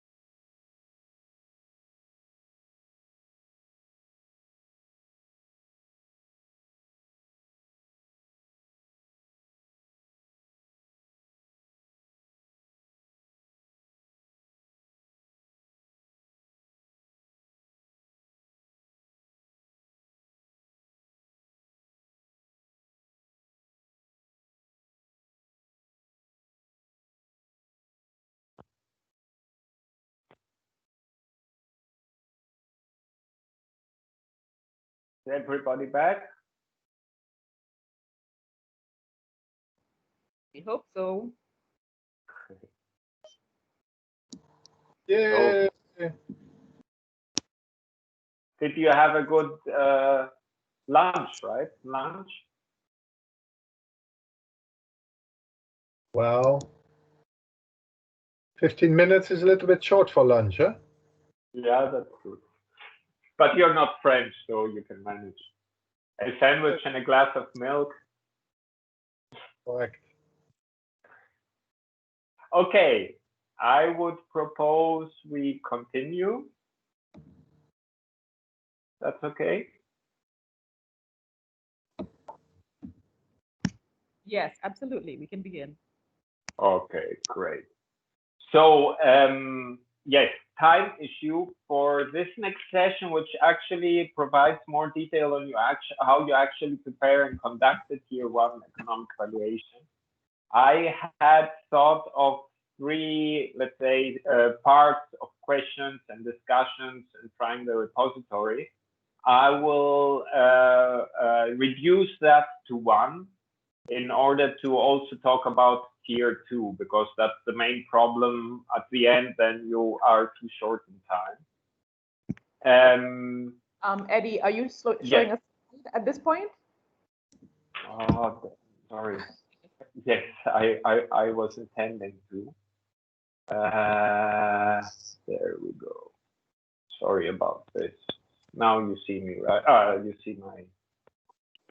Okay, perfect. Okay. So yes, session 2, part B, actually preparing and conducting a Tier 1 economic valuation. As said, we have the guidance document. We will talk about the first steps first, makes sense. That is the setup, the scoping, which is interesting because it links also to one of the questions we have to do a scoping first. It can be integrated into the Tier 1 work anyway. It's basically defining the spatial boundaries. We saw also in the Negril greater area that you could look at the entire protected area. You could look at the Negril Great Morass. You could look at the reserve. So there are some questions about spatial boundaries. Which ecosystems that are present do you identify, and ecosystem services that provide, and you want to look at within the limitations of time and money you have, in order to concentrate on some that are significant, where you have more data and so on. So that's the initial setup. The checklist I mentioned, I won't open it up, but we have this matrix checklist document, which already provides you some support on the selection of ecosystems and ecosystem services. Here again, a flow diagram for this first steps, the setting of spatial boundaries, identification of ecosystems and services, the size of ecosystems. This step that I already said is very important, so you know what area actually you have in your study site, and then the actual valuation, other market prices and benefit transfer, and then summing it up. So on the spatial boundaries, seems logical in a way, but in other cases, especially if you have the river basins, LMEs, where some countries do not participate, you have, for example, in the Negril Morass, I think it's a question, do we look at the smaller area of the reserve itself, or are the interlinkages, for example, regarding tourism, more interesting to investigate a broader area, be it the larger Negril area or the environmental protection area? So there are some questions on how you define the exact study area. You can do it in a participatory way, but of course that's more expensive. Or you do it based on expert judgment and discussion with the involved authorities, institutions, and the experts. On the identification, again, can be done through a participatory approach with stakeholder local groups, or you can do it again expert-based. The issue is being realistic. So you will not be able to do for each and every ecosystem type, because biologists, ecologists tend to have dozens of different ecosystem types, which is very correct from a scientific point of view. But in order to get this broad first approximation, you need to be, once again, very realistic in order to bundle both on the ecosystems, but also on the ecosystem services to focus on the most significant ones. So there is a very practical side to this identification that to be assessed. You structure them according to the structure of them on TB and the total economic value framework. I won't mention it again. The guidance document offers generic tables on what ecosystem services are linked normally to different ecosystems. But as said, depending on significance, also data quality situation plays a role. As we already heard, what your focus is, you might want to reduce the list of what you look at in order to get within the budget and time available the best possible result. This is just an example of the tables that are included in the guidance on the different provisioning services, specifying what kinds we have according to TEB, allocating it to the total economic value categories, and then which ecosystems are linked to that. This is just an extract to give you an example that there is some guidance to support this work. I won't go into detail of all of it, but as you see, it's already quite a list of ecosystems behind, but again, it's not a, how you say, a fully scientific approach where you disaggregate different kinds of mangrove, different kinds of estuaries, and so on. You do have to aggregate in a realistic manner. The size, again, hectares, of course. Oh, there is a mistake there in square kilometers, square meters, sorry. A very trivial point in one way, but in another, not at all, because in some cases, you actually don't have this area estimations. And this is a gap that you have to close in order to do even a tier 1 estimate. And to close the gap means if you don't have the data, ask the experts, put them together in a room and try to get an estimate that's as solid as possible. And of course, report about assumptions and uncertainties when you present the results. Now, on which ecosystem services to estimate, to evaluate with what methodology? Again, we have a checklist in the guidance on proposals for choosing methodology. Here again, you have an example from the marine side, not the freshwater side, indicating for which kind of ecosystem services and their categories, what kind of approach is the most advisable. Is it actual market prices? Is it benefit transfer? What do you actually use in order to do the estimation? Here in the face-to-face training materials, if you have a look at them at the website, you will see we have quite a long exercise on the Bakul virtual case where we actually play with all these different initial scoping steps for doing the valuation, which we will not go through. And I would also not go much into the plenary discussion right now regarding what you would include and exclude and prioritize in your specific case due to time reasons. Nevertheless, are there any questions for this first overview, first step? The next steps being actually doing the benefit transfer and market price valuation. So are there any questions about this first scoping steps? Participants, if there are any questions, feel free to raise your hands. If your microphones are working, you can make your intervention or ask your question verbally. We would love to hear your voices. Any questions or comments at this point?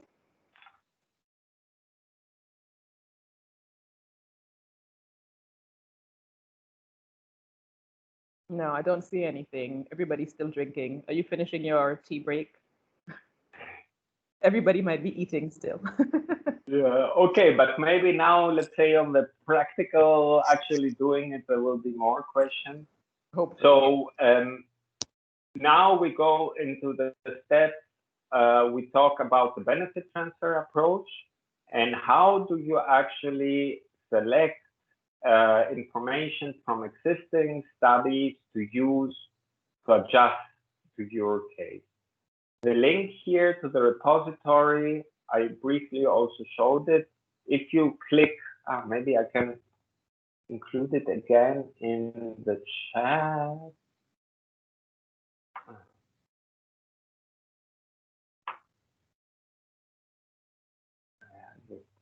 Yeah. So here is again the link to the overall valuation hub, where you have a specific Eddie, we can see you once again instead of your slide. Yeah, that's sorry, it's a problem. As soon as I open the chat, then my my sharing disappears. So I can't do both. But and I see a hand raised, by the way. Yes, we have a hand raised. Okay, sure. Please go ahead, Ruth Spencer. Please go ahead with your intervention or your question.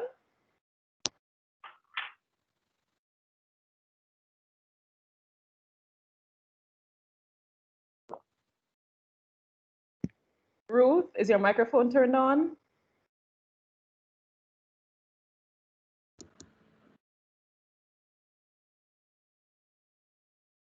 Or maybe the hand was left from earlier on.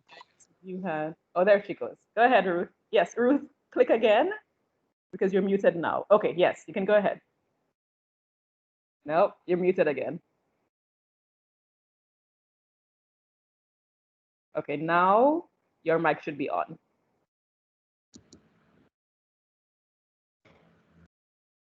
Ruth, are you there? No, you seem to be having some trouble. If your microphone is giving trouble, then you can go ahead and type your question or your comment into the chat box.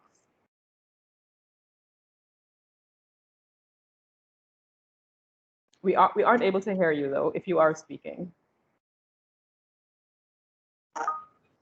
Okay, Eddie, let's go ahead. Ruth, I'm so sorry that we can't hear you. Please type into the chat box and I'll transfer your question over to Edward. Thanks. Excellent. Yeah, we take it as it comes. Okay, so yes, how do you select from the existing studies the right ones for you to use and transfer to your specific case? There are thousands of studies that do something on economic valuation. We selected the ones that specifically provide you information on values or specific ecosystem service linked to a specific ecosystem. So there are some very general studies, academic studies, and so on, that at the end of the day do not provide you the specific numerical information. So we excluded those. So it's really a very hands-on approach to identify and summarize in the repository the studies that you can directly then check if they are applicable for your case.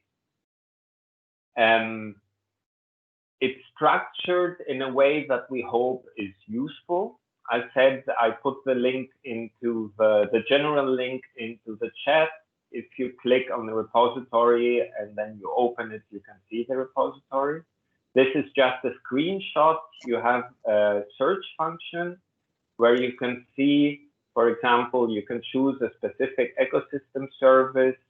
If that's the starting point, you don't need to fill all the other, and then you get a list of studies, for example, on what do we have, a specific ecosystem that is mangroves, what service do you want to look at, moderation of extreme events.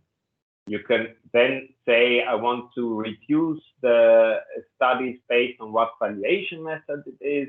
In my screenshot is damage cost avoided, which is the usual one to assess moderation of extreme events, but you can also leave it at all, as all kinds of valuation methods.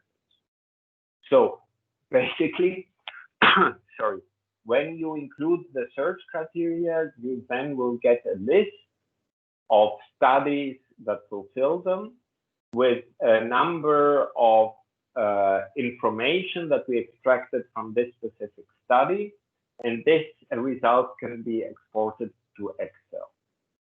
For example, here we have the specific case of mangroves, moderation of extreme events, and damage cost avoided. You will see we have 5 items found, and you can export it to Excel through this this little thing. The information you get is, okay, authors, study year, with a link behind it where you can actually get the PDF of the specific study. Parenthesis, I'm not sure how clean we are on copyright, but we did it. So in case you need to go into more details on the specific study, you actually have the primary study downloadable as a PDF. You have, as said, what freshwater or marine and the specific ecosystem. You have a short summary of the ecosystem and study area characteristics. Then, of course, the ecosystem services covered evaluation methods, and then the specific values per area and the monetary unit used and for which year. Then you have a number of socioeconomic characteristics, for example, population density, assessed as low, medium, high, as well as some others, because these characteristics are the ones that will help you in order to assess if it works for your study area or not. So when you have this list, for example, you wanted to look at moderation of extreme events and mangroves, you get these 5 studies, and then you try to find these studies that are closest, that are applicable to your specific case, based on a set of criteria. The criteria, more details in the guidance document, are the population density of the site, the per capita income, because depending on the per capita income, of course, the assessment of the value through a specific valuation study on site is different. And we have put some, again, the choosing of a specific study, if it fits to your area or not, is an expert judgment. There is no clear-cut answer. But what we did, for example, on the per capita income is to put some estimates on thresholds. If it's more than 100% different, then the overall situation is so different regarding the per capita income of the initial study and your case study that you shouldn't be using. Again, is it urban or rural? That makes a big difference on certain valuation aspects. Is it actually economically used or not? Is it intensely used by tourists right now or not?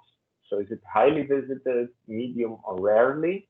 And okay, warm and cold water is an issue for coral. But basically, this information or this criteria is built into the repository. You have in the guidance certain kind of like thresholds to support your expert judgment on which studies actually work for you and which don't. Yeah, what I normally would do here is to make a short break and let you play around with the repository and think of transferability issues. I will skip that. What I would like to ask you is if you're interested in doing a tier 1 valuation, do play around a bit with the repository. Any questions, because it will give you an idea of how practically the benefit transfer works.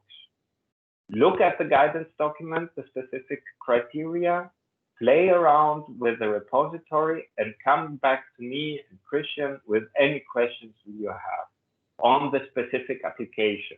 This is important for you in order to get a feeling of how this actual benefit transfer exercise can work.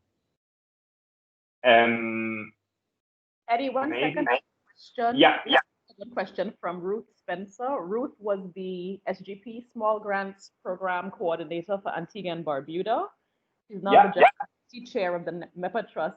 Ruth, her microphone was giving some trouble, so she asked, and we touched on this before, to calculate the foregone or lost economic, social, and environmental benefits of ecosystem services through neglect, human error, and bad decision-making and its consequences, what is the best method to use for the calculation? And Eddie, you discussed this a bit with the Trinidad quarry situation, but I'll ask you to reiterate calculations that can be used to deal with degraded landscapes. I try to summarize it. With a tier 1, it will be quite tricky to estimate currently not existing ecosystem services. Because the assumption is you don't have that much time, resources, and so on. You want to do a first rough estimate. In order to assess something that is not there anymore, you do have to go more into detail. So you do have to go, in my view, into a tier 2 valuation, where you try to compare the existing situation with the former situation in order to see the shift of values. Again, it's a practical question. If you try to do this fast overall approximation, very difficult to do it with already gone ecosystem services, because you imagine, what do you have to assess? Former existing areas, former existing services linked to this ecosystem, and then put a value on them based on different assumptions regarding benefit transfer, but also formerly existing market values and so on. So I think it's too tricky to do in a fast track thing. You would have to move to tier 2. Okay, thank you. So Ruth, so Eddie is recommending a tier 2 approach to calculate values for degraded landscapes, and he will go into more detail on tier 2 shortly. Yeah. Okay. So we were at the repository, assuming that you identified a study, a set of studies that are fit for purpose for the transfer. Now it gets a little bit more, how you say, economics oriented, because you have to adjust it on the one side to the socioeconomic circumstances in order to make the dollar or whatever currency numbers actually be valid for your specific case.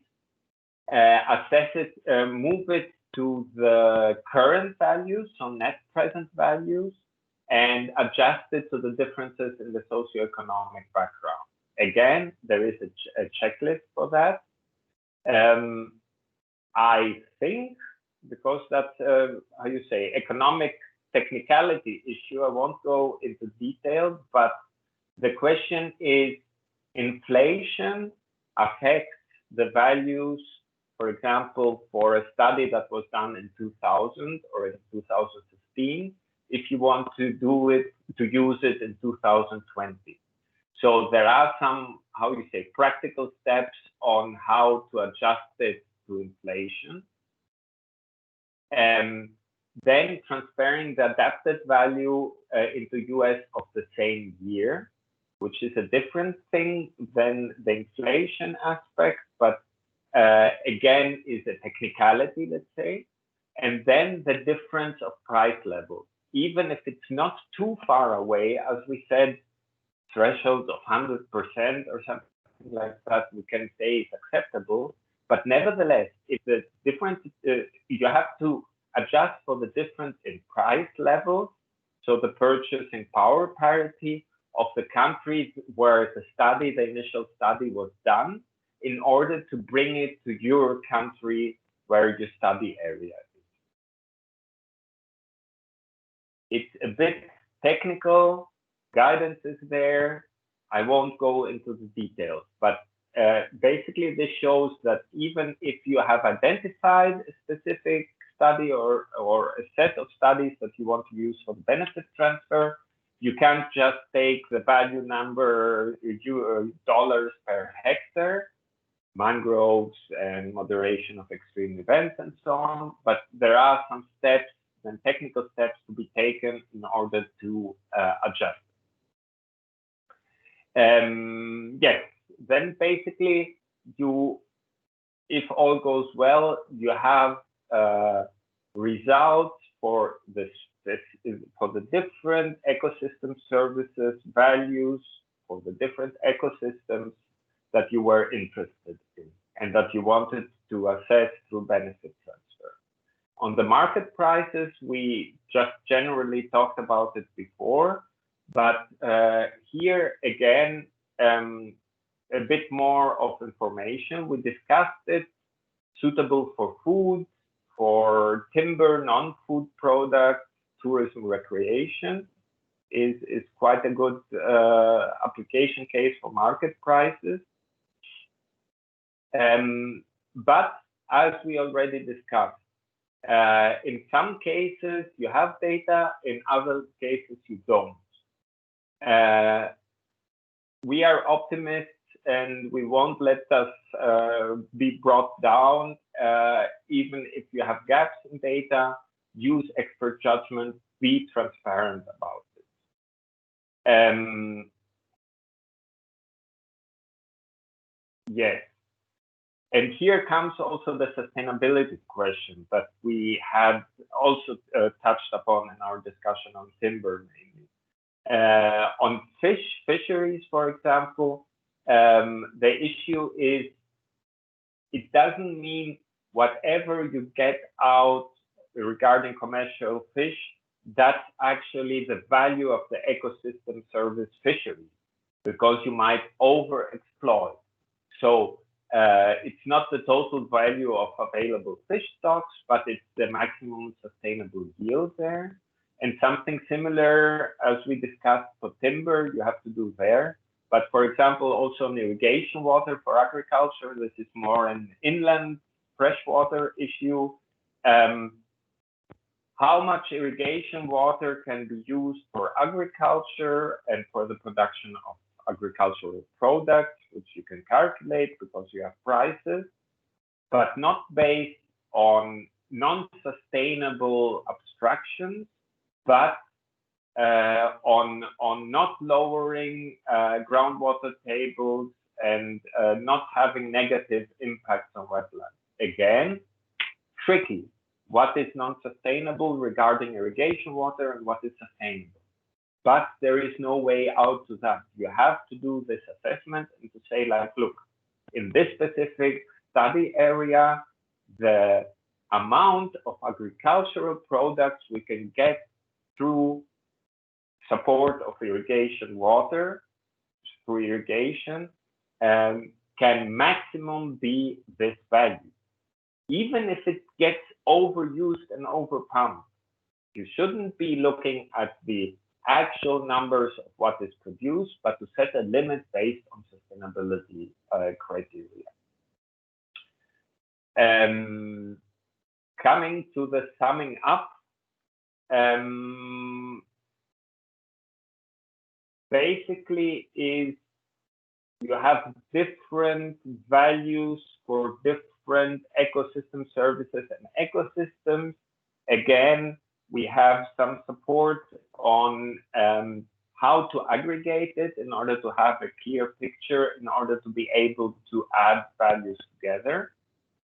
As said, and that's very important for me, clearly state major assumptions and uncertainties when you do this aggregation of each and every figure you have for a specific ecosystem service related to an ecosystem. I talked a lot. First of all, questions on the overall issue of Tier 1 and the two approaches presented, but also any remarks from your side, what in your view are the major uncertainties, and basically what consequences do you see out of that regarding acceptability of your studies and so on. So where do you see the main tricky points of the two approaches? And of course, questions, yes, that's I think at that point very useful.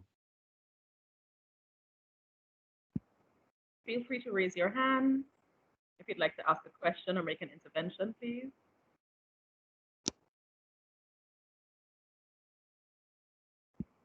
If your microphones are being troublesome, you can type into the chat box as well.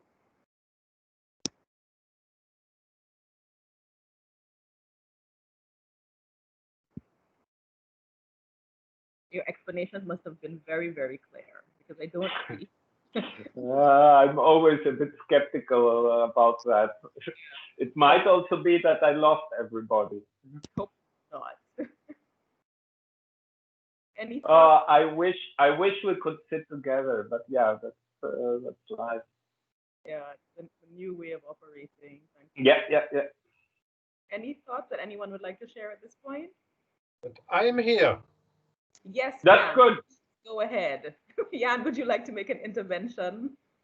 Well, maybe you know, in normal meetings and trainings, we activate people. We say, okay, now you stay up, leave your chair and stretch out and do something. So we should do something to make sure people are back and the attention is back again.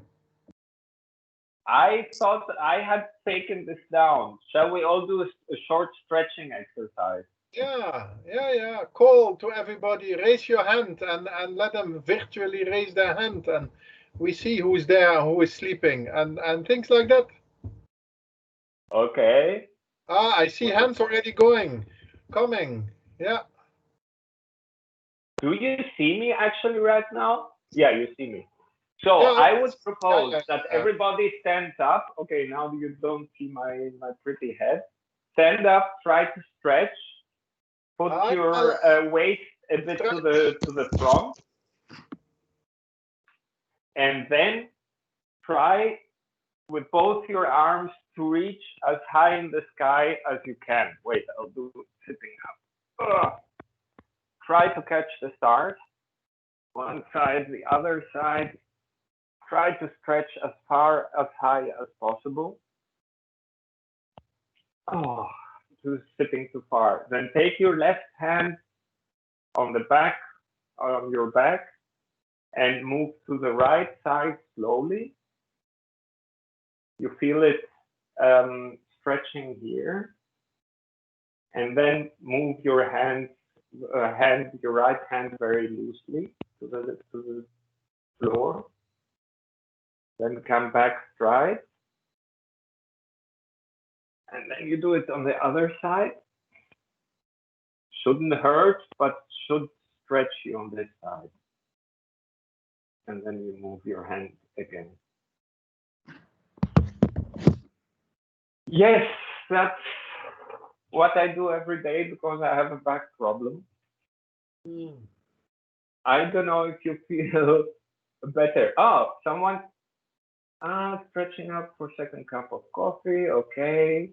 Don't have the hand out. Good, good, good. Okay. Many hands raised. Don't you see? You have the attention. Yeah, no, you're right. I took it down, but you know, sometimes if you're too involved in what you say, you forget the practical, useful things. Okay. Now let's see what will happen. Do you have any reactions now that you are much more flexible in your body and in your mind? You heard all of this. Where do you see the problem? That's basically the question. You do the market price, you do the benefit transfer. Yeah. Hi, good day. I switched my platform and on the device I'm not, I don't see the hand raised, but my name is O'Keefe Carr from the Forestry Division, Jamaica. What we are working with right now is mangrove and evaluate the ecosystem services of the mangrove. Now, for the purposes of that, I was thinking it would be more the benefit transfer, because the market price, one of the main things you might get a market price for with regards to the mangroves might be fire coal. It's not exclusively used for fire coal, but in some areas it is. Maybe just an option if they can't find anything else. But to give it that value would be, in my estimate, undervaluing it versus looking for the benefit transfer to see how it protects the reef, protects the barriers, the housing of the fish, the different fauna, etc. You know, that then trying to ascribe a value to that would be more fitting in my eyes versus doing the market prices. So that would be one of the. Yeah, I fully see your point. I fully agree. At the same time, the interesting part about the approach is that you have the ecosystem, so let's say the mangrove, and you have different ecosystem services. So let's say the biodiversity aspect, the fish nursery, the moderation of extreme events side of mangroves is, I fully agree, much more important. But what you also can do is, for example, for timber or let's say firewood, even if it should be very low because it should be within the sustainability limit, right? Even so, you can record that. And what is the advantage? Let's say I fully agree with you that the big chunk of values of mangroves is not cutting them down. That's clear. But when you go out to communicate with people, to present a study and to say like, look, that's what mangroves are good for. If you completely ignore these use values, for example, wood or charcoal, that might go away from the realities of people. Again, I don't disagree at all with you, but the beauty of this approach of having different ecosystems and then dividing the different ecosystem services that are provided is that you can give the picture also of trade-offs. Look, if you let the mangrove standing, that's the values that you have and that are at risk.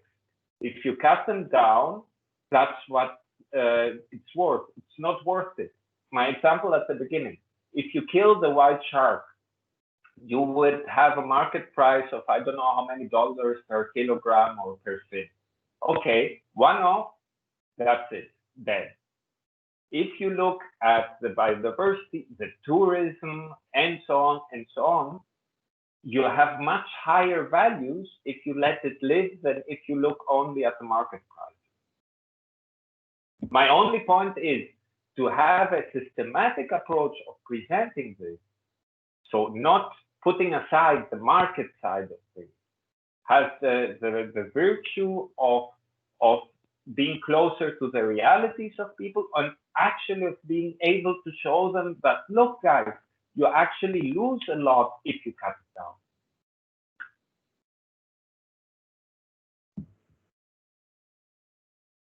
Understood, understood. Noted. Thank you very much, Eddie. Thank you. Thank you. We have a question from Randy. Randy, would you like to go ahead? If your mic Yes, is hello everybody. Yes, you can hear me? Yes, we can hear you clearly. Please go ahead.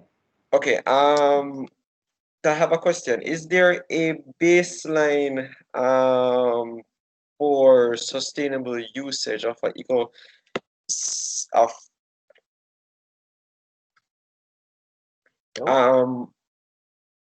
yes, is there a baseline for the sustainable usage of a ecosystem service? Because you raise a valid point when using the market price that for example, when valuing the fish, you don't want to use the entire fish stock, but the sustainable yield you can get from that from the fish population. So is there like a baseline you use to determine what that yield is? Or is it a case where you have to do your own studies to determine that, which should be one of the disadvantage there? Oh, I fully see your point. I'm afraid there is nothing that, how you say, generally valid, because it depends very much from area to area, from country to country, from ecosystem to ecosystem. I fully agree that in theory you would need a specific study for establishing the sustainability threshold for each and every, let's call it, extractive, market-based ecosystem service. For a tier one, there is the hope, or actually there is also the experience I've had in certain also quite difficult circumstances in Africa and large marine ecosystems, that normally the authorities that are involved, the institutions, at least can give you an expert judgment on that. Either you already have a study which says, like, for tuna, look, that's the sustainable catch rate and we shouldn't do more even if we're doing it. Even if you don't have a study, in many cases you can get, especially the issue of fisheries works quite well. You do have in many countries fisheries experts. If you put them into a room or a virtual room for a couple of hours, I think they can give you at least an estimate that's good enough. Of course, if you have the money to do a specific study, would be much better. Okay. All right, thank you.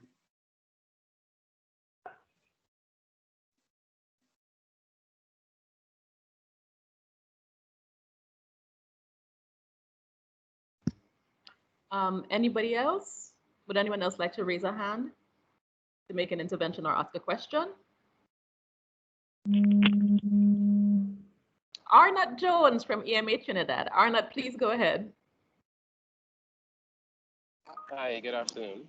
Not so much a question, but just to pick your brain a bit. Have you, or what has been your experience doing this type of evaluation and political influence / pressure? Thanks. Sorry, can you elaborate a bit more? Oh, sorry.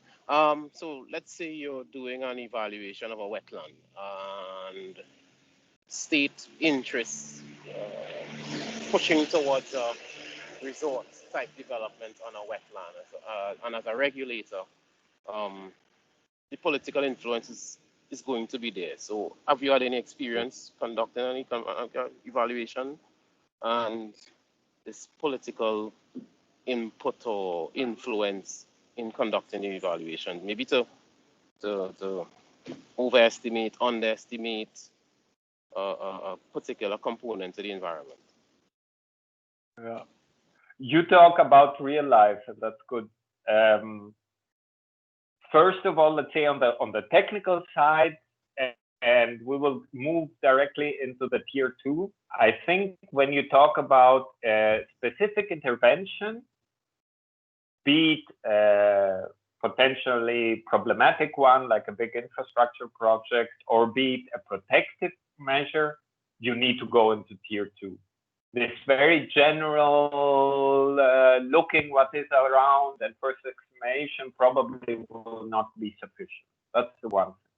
Now on the reality and on the political side,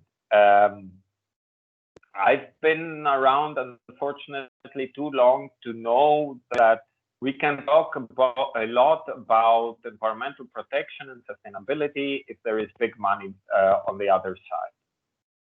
That's reality. It's finance ministries, it's investors, it's yeah, maybe also not that very transparent situations of interactions of people.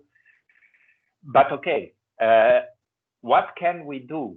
The only thing we can do is to raise awareness and put additional facts on the table. That's the only hope we have. What would be the alternative?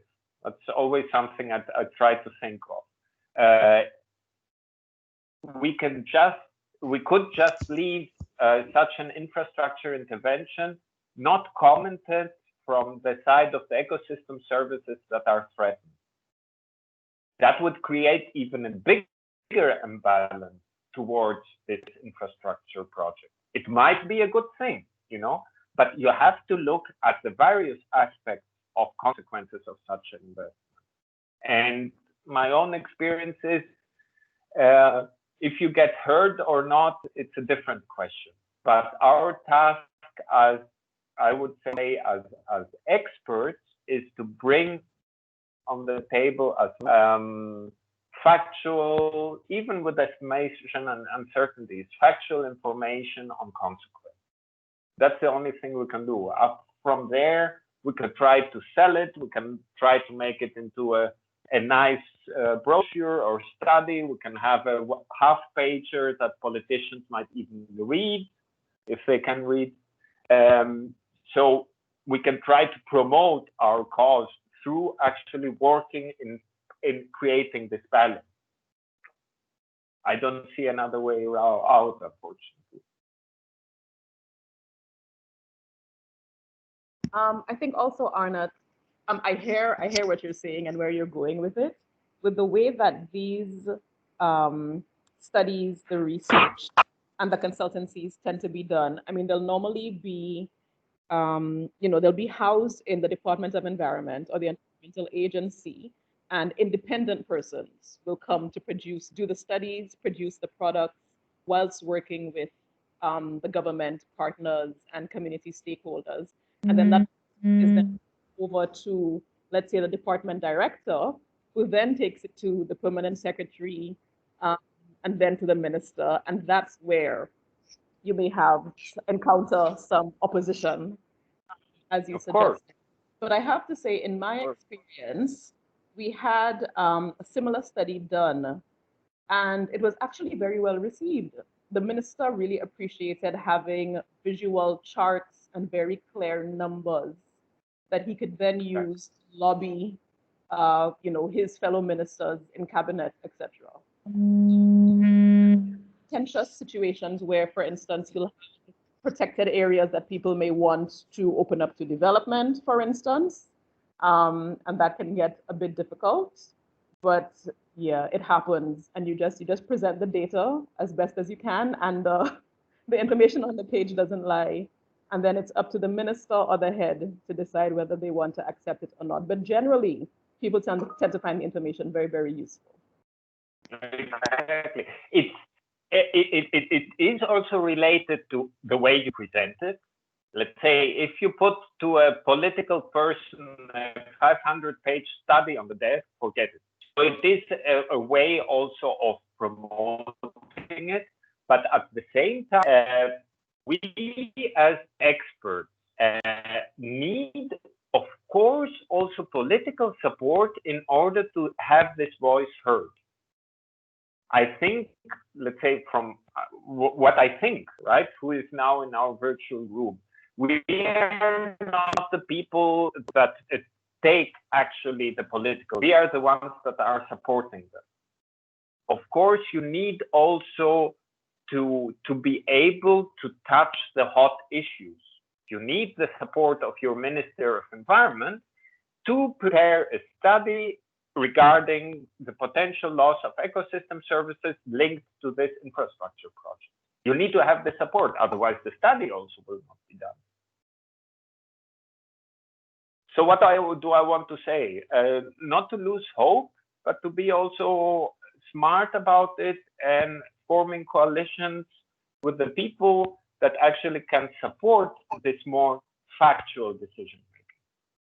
And this involves also the public, stakeholder participation, NGOs, having let's say this aspect of stakeholders, NGOs, not to dictate or to decide something, but to have them involved into a process of establishing such a study is of great importance. Not only do they provide factual information because they have knowledge, but they raise the visibility of this kind of work.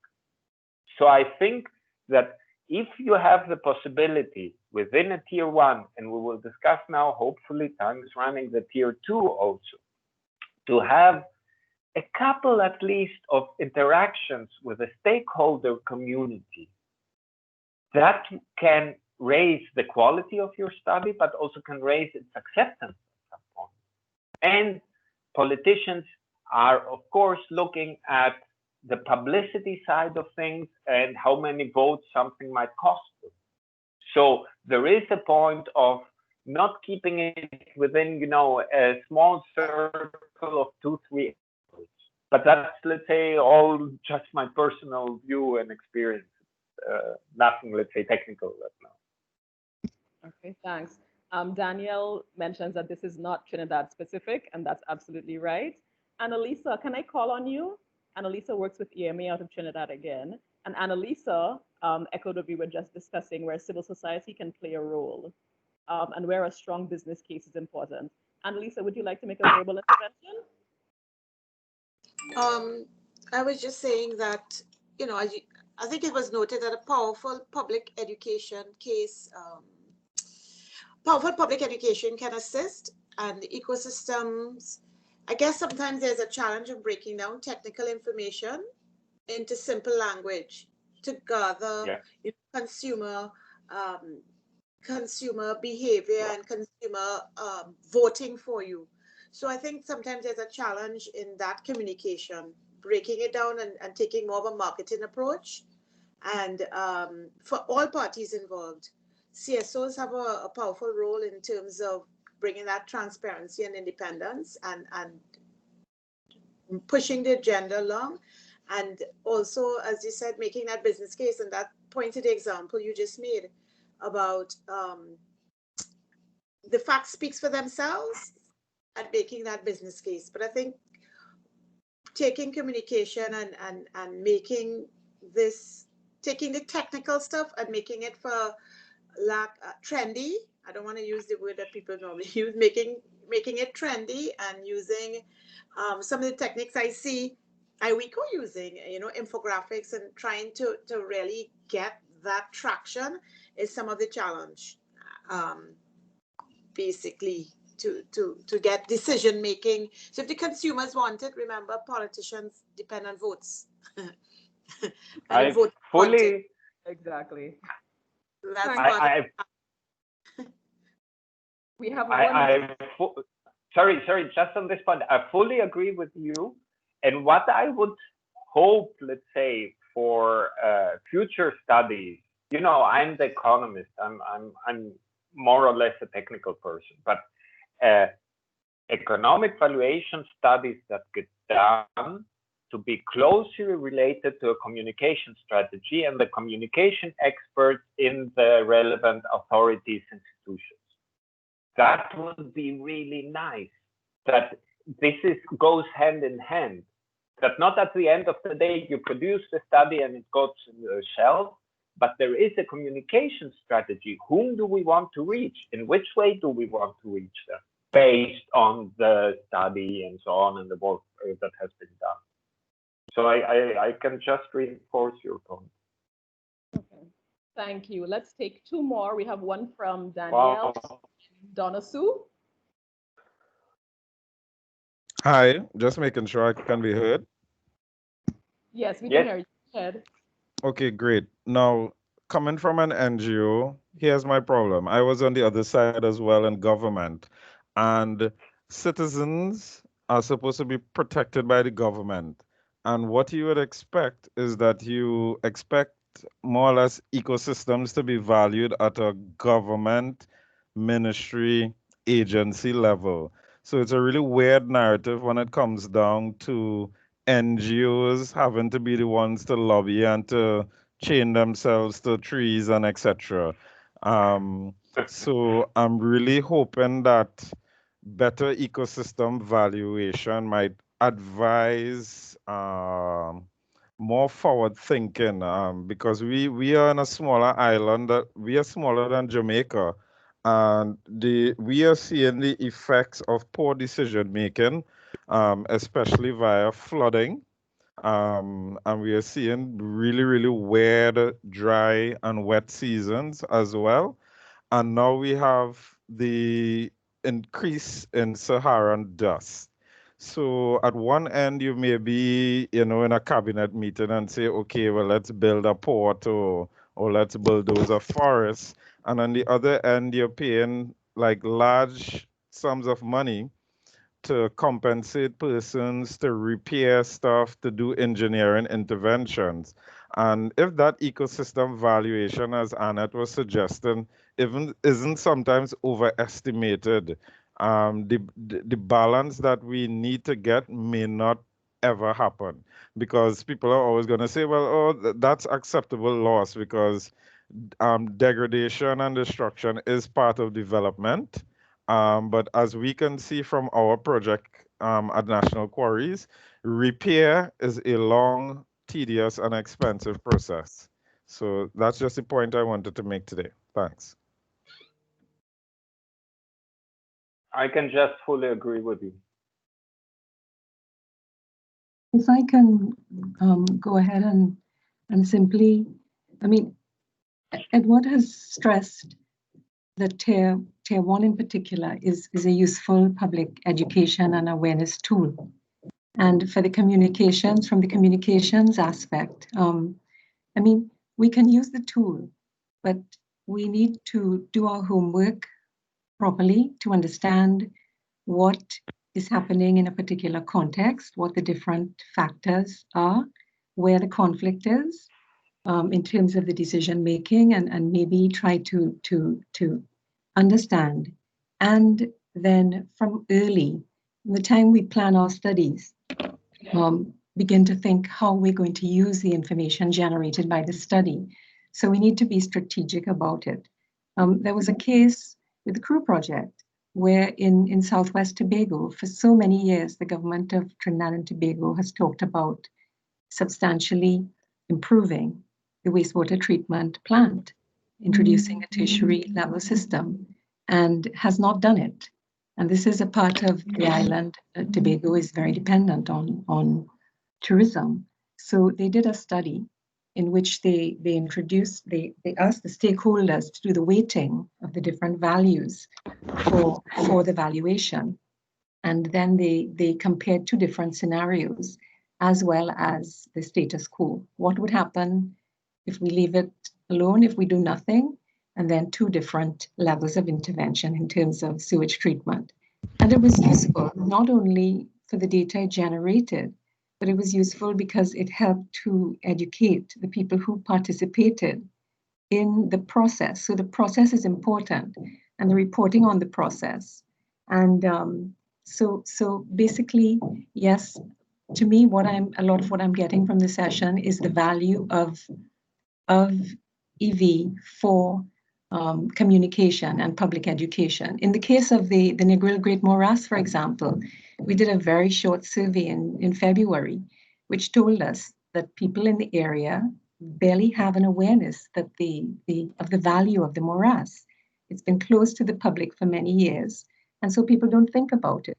They don't think about the linkages and about the way that the morass influences, the state of the morass influences the state of the beaches that they enjoy so much, or any of the other amenities. So basically, if we think strategically about what we want to achieve from early, and we try to see, okay, we conduct an economic valuation, whether it's a tier 1 or a tier 2, and we try to see, okay, whatever information we have a strategy for moving it through. Whose attention do we need to get the most? Do we need to maybe ask for an audience with certain minister or certain people to be able to provide the results? That we need to be strategic about how we use the information generated by the study. Thank you. Again, full agreement. Let's say this communication, awareness raising aspect of tier 1, fully agree, it's public, but it's also decision. Let's say, but you basically implied it already. Strategic approach, fully agree. If it's okay, I would move to tier 2, because exactly this thinking about what do I actually want to use an economic valuation for is for me crucial.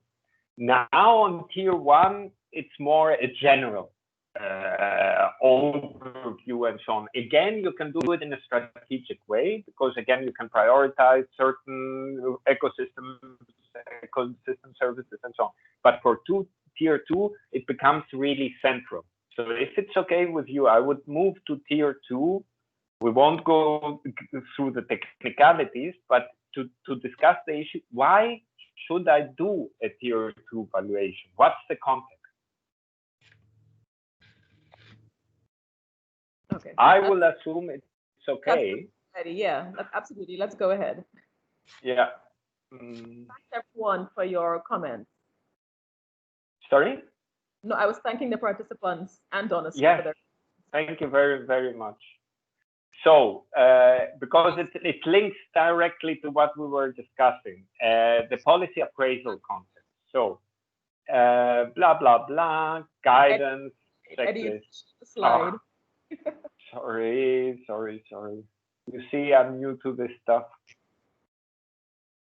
Now you should see me.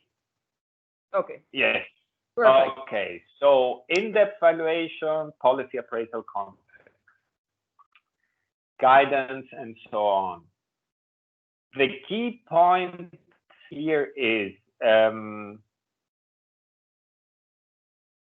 so many economic valuation studies happen just for them happening. So, and I know I'm an economist and consultant, I want to do them, of course, to earn money, but many of them don't really have a strategy behind it. They don't have a specific question they actually want to support answering.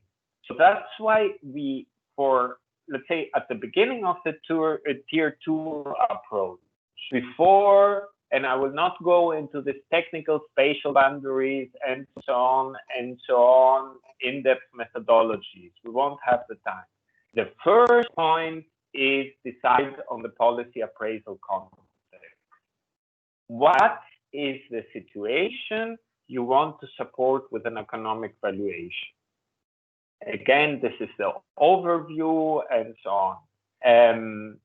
Policy appraisal context. And to embed the valuation in a local and very specific context. And here we go on what the key, let's say, variations are. So we have left the overall approximation screening. We do go more into in-depth with economic valuation methods, which are a bit more expensive, but you focus exactly on your specific study area. Okay, great. What do you want to actually do? The first option is maybe not that important. Let's say you have done a screening as tier 1, and now you try to do an in-depth analysis of the whole thing. It's a bit theoretical, okay, who really cares? The ones that are really more policy relevant is to do a hotspot analysis. You have a specific area, for example, the Great Barrier Reef, that is under pressure, is under discussion, and so on, as a whole thing. In order to make it clear how important this is, you can do a hotspot analysis. Maybe let me move, yeah. So this is the in-depth analysis. Hotspot analysis, an in-depth analysis of very biodiversity-rich and important ecosystems or areas. So the one approach, and this of course links to your, and I really like the discussion we had, it links to your strategy. What do you think the valuation can have biggest impact on?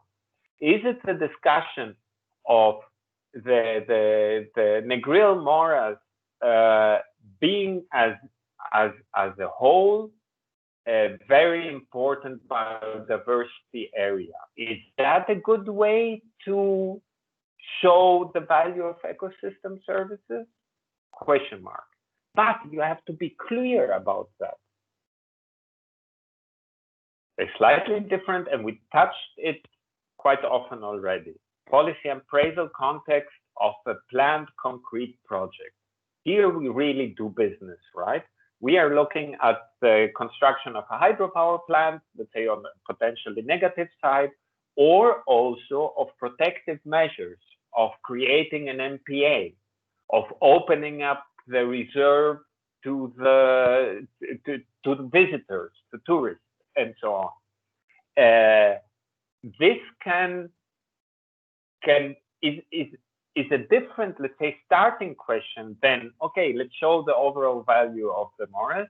It's more, let's say, measures or decision oriented to say like, okay, this potentially negative can make us lose these values, or if we create this MPA, we can increase the ecosystem services value.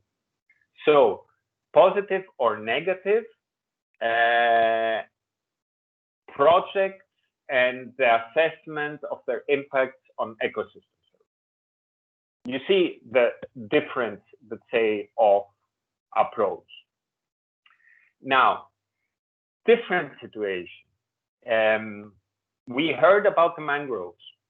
It might be that you don't want to focus strategically on a specific area or assess or support the assessment of a specific project intervention, but you want to show that, hey, mangroves are important as an ecosystem type, and that's for our whole large marine ecosystem or for the whole of our country.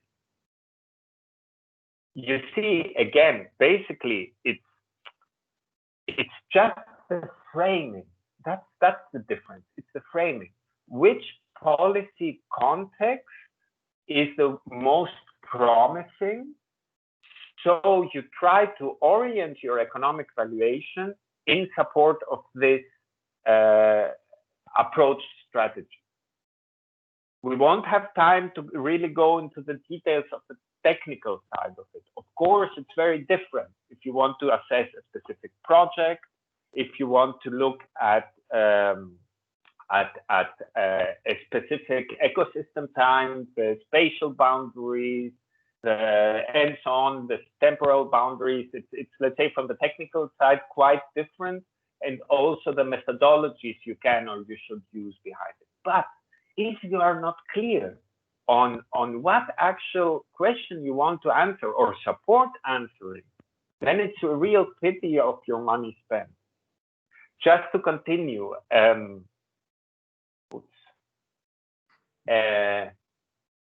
different, let's say, strategic approach is to say, and that's, I think, what we heard about water, to focus not on an ecosystem type, mangroves, but to focus on a specific ecosystem service.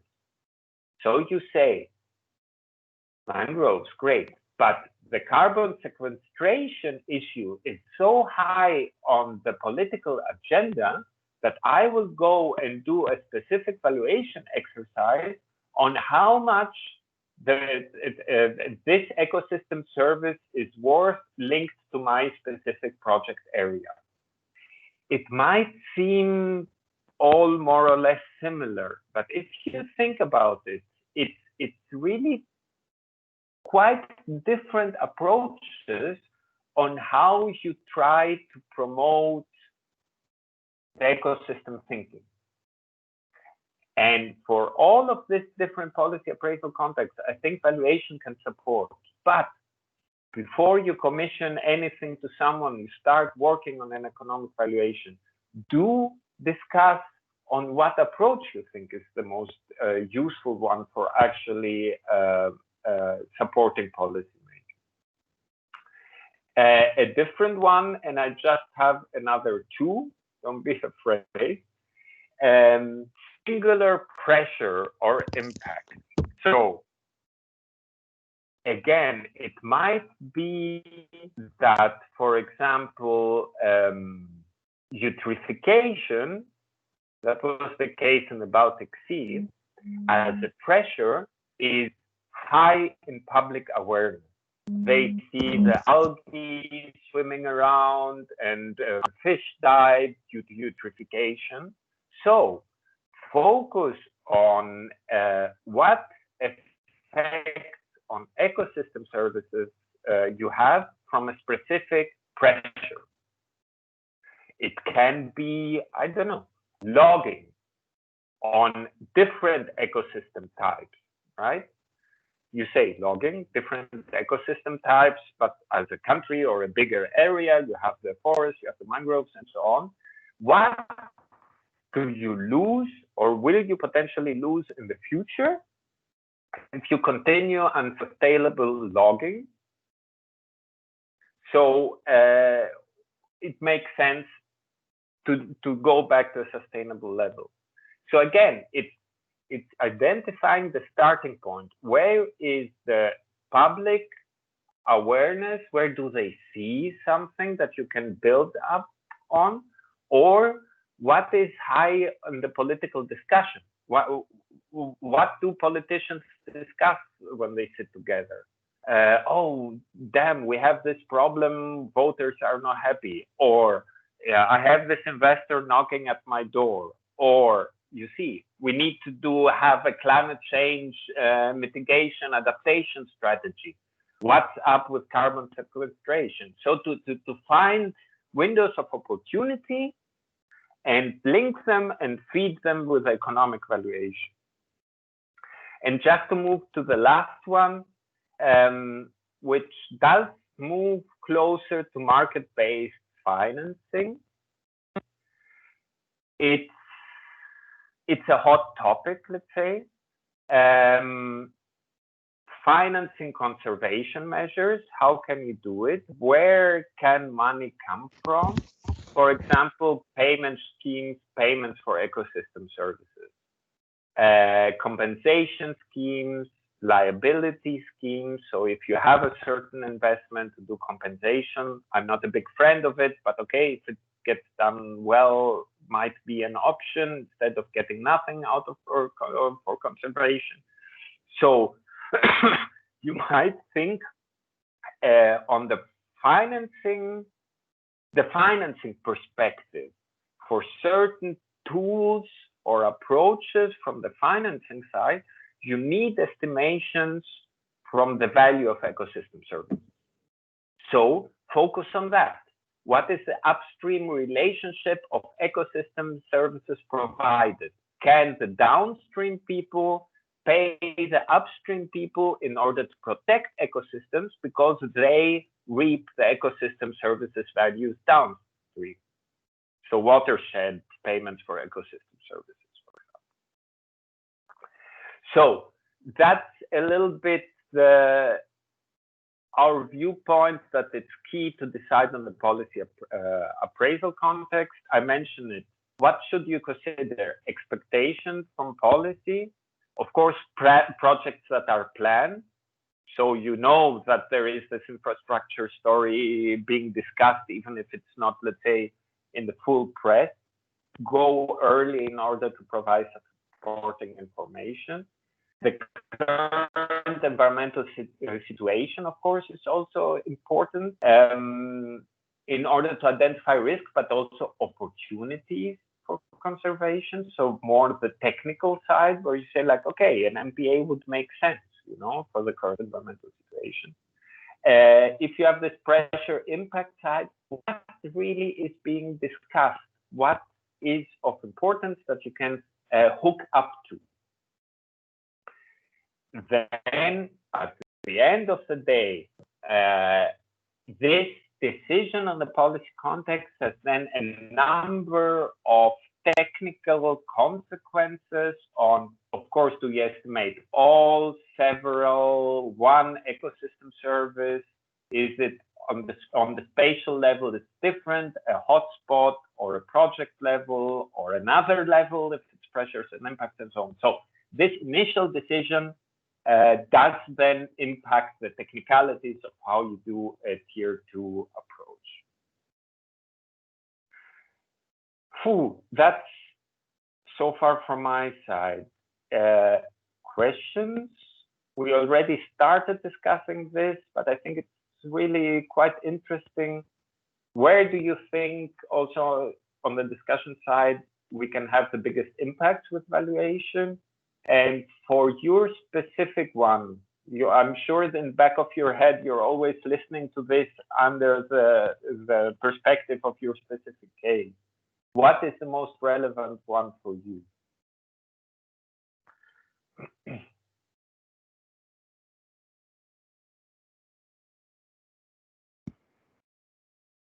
We're opening the floor again for any questions or comments. Please feel free to raise your hand.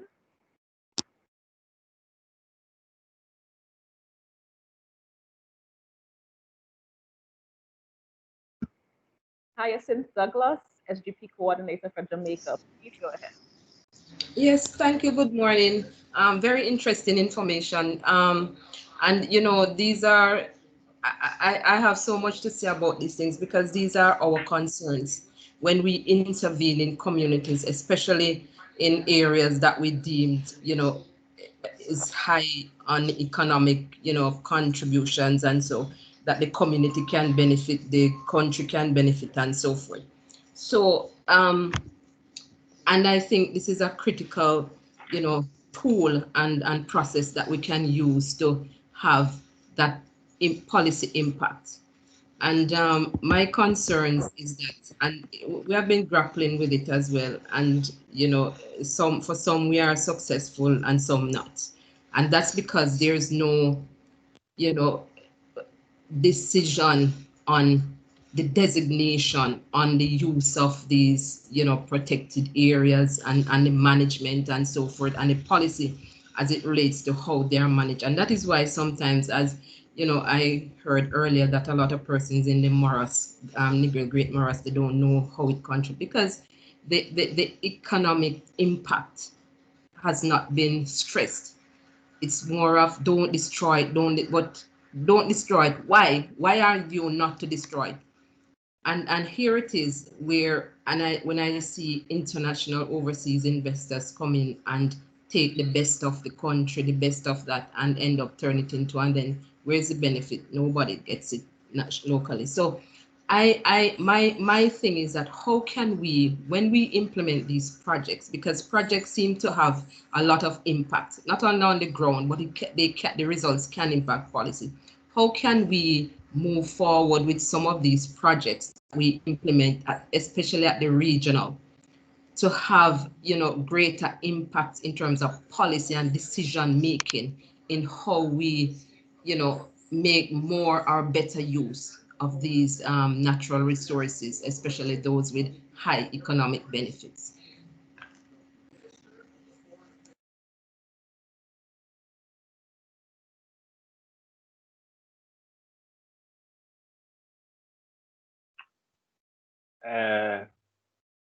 Let's say I don't think, let's say, I fully agree with you. It's not, let's say, a specific question, but maybe a question from my side. For example, for the Negril Morass, if you see, let's say, this list of policy concepts, my initial, let's say, thought, also after hearing that people are not aware of what services it provides, that would, how you say, orient towards a hotspot analysis. So you say, like, these are the values of ecosystem services connected to the question mark, the larger morass area, or specifically the morass area. At the same time, you could also think, is it maybe the mangroves part or the wetlands part that you could focus on, because that's something that people, let's say, I don't know, maybe can better grasp? Or is it a specific project? Because I've heard that there are discussions, to reopen the visitor center and so on, and that could create additional or different touristic development into the area, more sustainable tourism, and so on and so on. So, do you have the feeling that this structuring helps? Because behind each of these yellow boxes, there is, a different methodology then being developed. So it would be very, very interesting to hear if you think that this way of structuring, the strategic thinking on what we can do is helpful for you.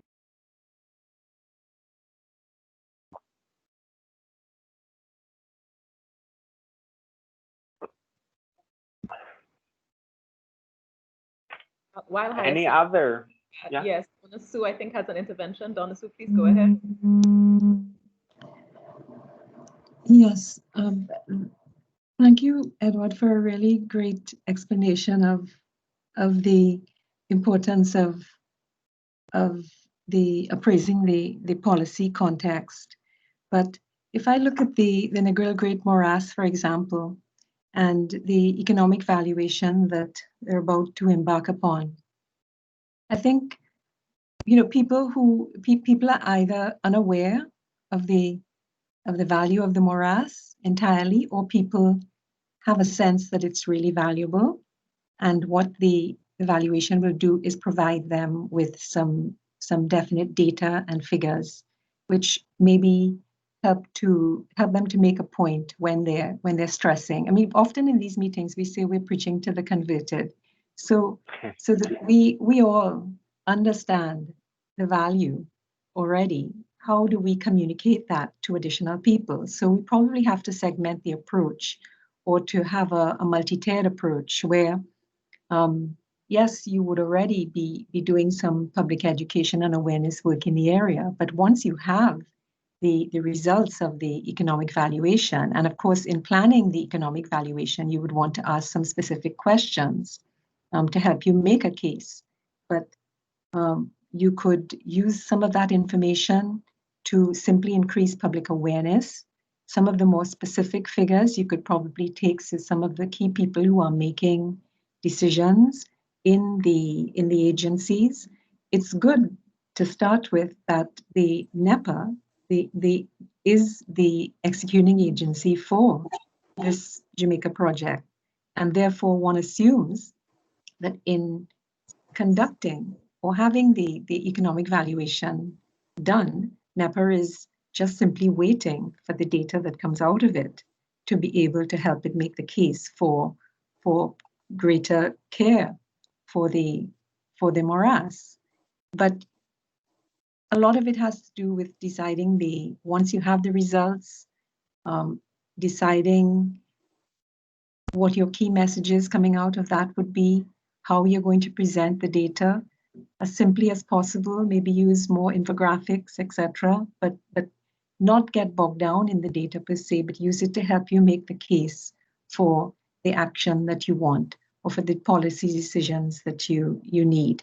But certainly, probably, you need to do some work which is geared at educating generally, so the wider public, and then some more specific work for decision makers in terms of how you present the information. But I thought that the way that you showed us the different ways to look at the policy context was interesting. And yes, we'd have to begin with things like in the country or in Westmoreland area, or with regard to the Negril Great Morass. What are the things that are currently being discussed at the national level or at a local level in terms of the choices and the things that might be being thought of? But a lot of it would have to do with messaging and what you use the information for, and how you want to try to move that information through. Thank you. Okay, thank you, Donna Sue. Mr. Carlton, would you like to make an intervention? Carlton Roberts is one of the NGOs who works with our national project in Trinidad and Tobago. Right, Nicole. Well, Carlton Roberts is not the NGO. The NGO is the Trust for Sustainable Development, Sustainable Livelihoods. But anyhow, thanks for this opportunity. My question was, at what point do you do an economic evaluation or ecosystem evaluation after an intervention begins? I say that in the context of us starting an intervention to rehabilitate a quarry. At what point in the process do you do the economic evaluation? Because we'd agree that it would take 15, 20, 30 years for whatever we put in there to be to mature. So my question is, at what point can we do it at early stages of the intervention? Thank you. Thank you. I would say, even if you have uncertainties on what will actually happen in the future, that's clear. The earlier you do it, the better, because it can support your case for actually going through with this intervention. So in my view, as soon as the potential intervention takes shape, you know, it needs to not be just a general idea, but needs to have a bit more meat to it, right? It needs to say hectares, rehabilitation in which way? Is it, I don't know, you know, is it groundwater rehabilitation? Is it planting trees? Is it, you know, whatever, I don't know the details, but it needs to have a certain level of maturity, but still at a very early planning phase, I believe. Still, you have uncertainties, but if you just do it then while the rehabilitation has started, then basically it's just saying, look, we invest money in a good way. Okay, also useful sometimes, but to support the drive to actually get the approvals for this rehabilitation, I think earlier the better. Right, and yeah. A follow-up question is, can we use the adjoining forest area that is intact as a proxy to indicate that, to give justification for the project, to say these are the ecosystem services provided by the pristine area just on the periphery. And if we continue, if we do the intervention, this is what we can possibly, this is the potential of it. Sounds very good, yes. I think that makes sense. That would be a bit, you know, I just have some categories here. Of course, there are 1,000 subcases, but to say I have a pristine area, I focus my analysis there, and through the intervention, the areas involved will be expanded by, I don't know, 50, 100, 500%, is, I think, a very good way of pitching the entire study. Yes. Okay, thank you. If I may, I'd like to circle back to Hyacinth's question and pose it back to Hyacinth.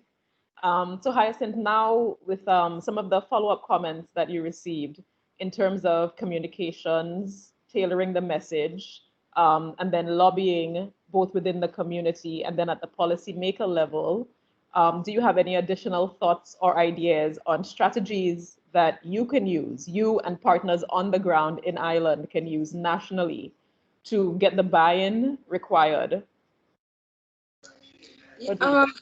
Thanks, Nicole. And that's one of the things why I am so interested.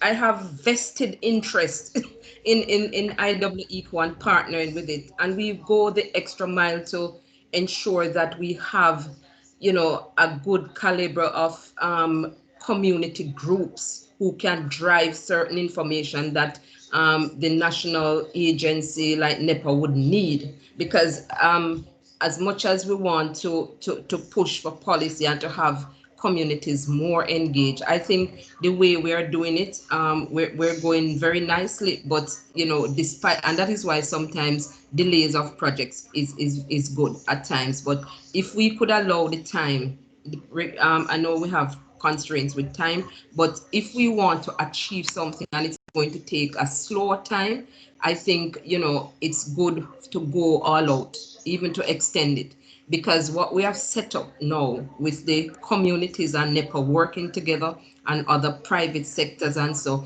I think, you know, we can have this as a very good example as to the importance of EVs.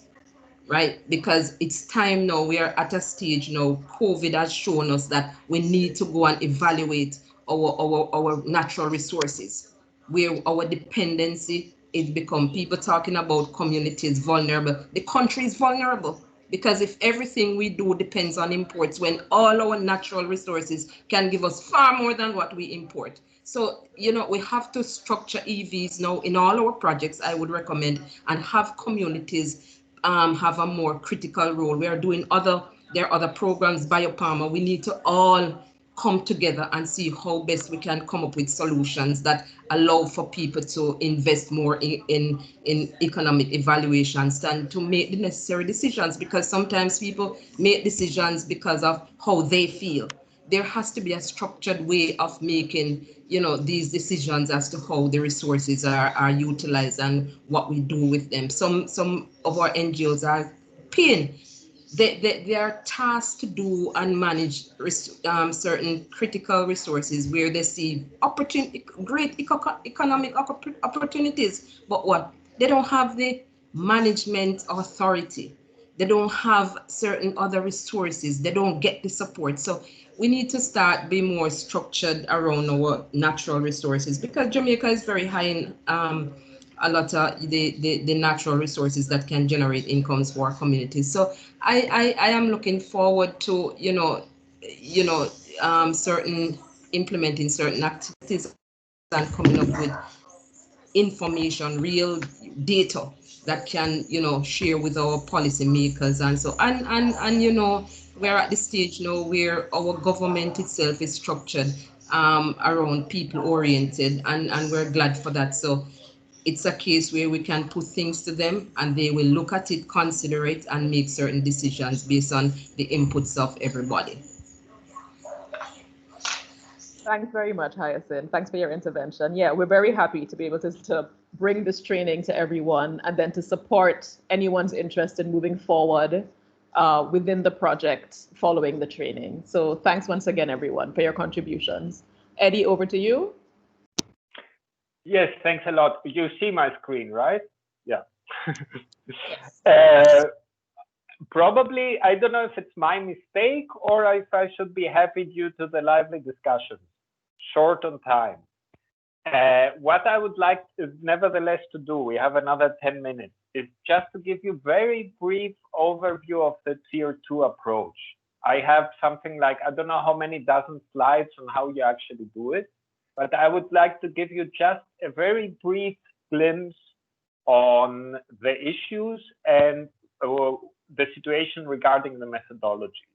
So I just cut down all the introductory stuff.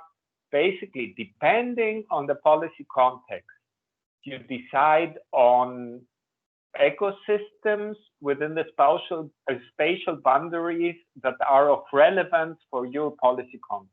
Clear. Temporal scoping has a big element, again, linking to the policy context, before, after a certain intervention, or is it, let's say, looking backwards, or is it looking forward to what might happen if? And then which ecosystem services you want to value, again, is determinant of the policy context you want to look at. It's a structured approach, all this D1 to D5, on which ones you then select depending on your policy context. Technicality is a pity we cannot talk about it, but okay, it's in the methodology. When you have the result on ecosystem services to be evaluated, then the big question is, how do you do it? And here, as said, a key difference to the tier 1 approach is not to do a first approximation, but to try to move into the detail. And so you have many more economic valuation methodologies at your hand that you can use. Wait, I skip now to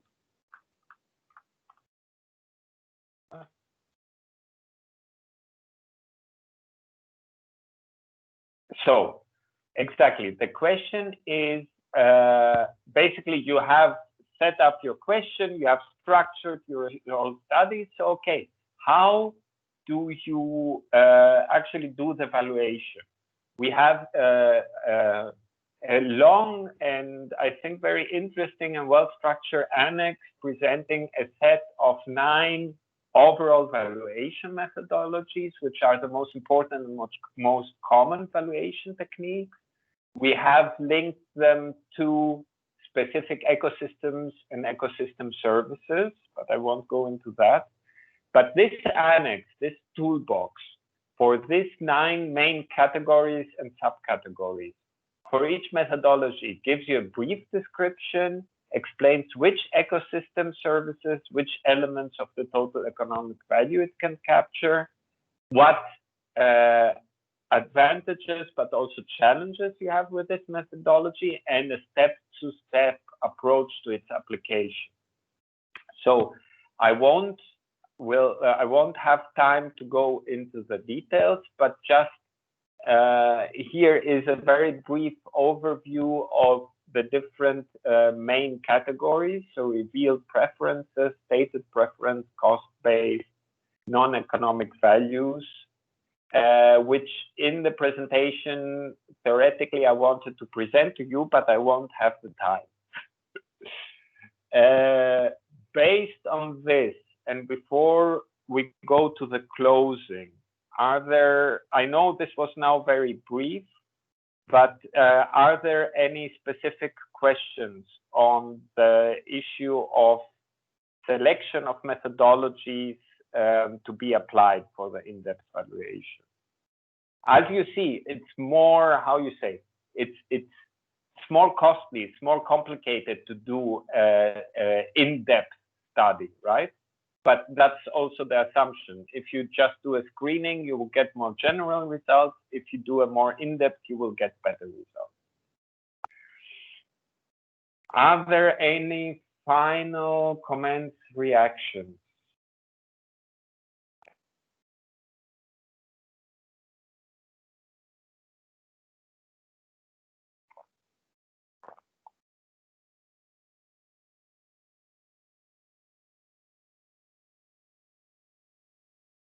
Nicole, do you see anything in the chat?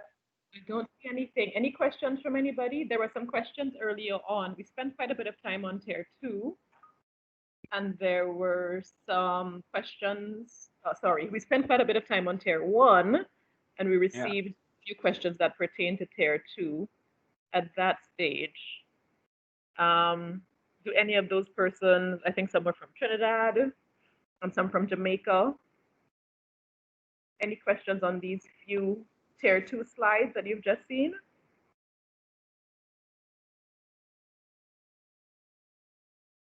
I don't see anything. I don't see any hands raised. Hala recommends another webinar to focus on tier 2. Thanks for the suggestion, Hala. I'm sorry, everybody, but you know, I could be very strict and not get into the discussions, but honestly, I think you can, some of these methodological questions you can also read in the guidance and come back with questions. But this aspect of discussing actually your experience and your questions, I think is the most important part of this kind of seminars, be it virtual or in person. Okay, so we have a second vote for a second tier 2 webinar. Sure, anytime.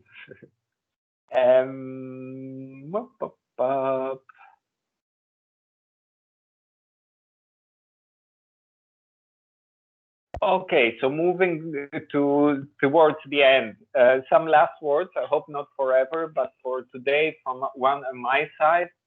I hope you were not disappointed by thinking it was an easy task to do the economic valuation. On the other side, I hope that you see that it's possible to be done, even if it's not so simple, let's say. In my view, it can support better decision making with all the uncertainties and data gaps and so on and so on. And an important point is, and you saw it and you witnessed it, this training is a general introduction. Many issues, questions remain unanswered, both on the overall approaches, but also on the specific methodological, practical application.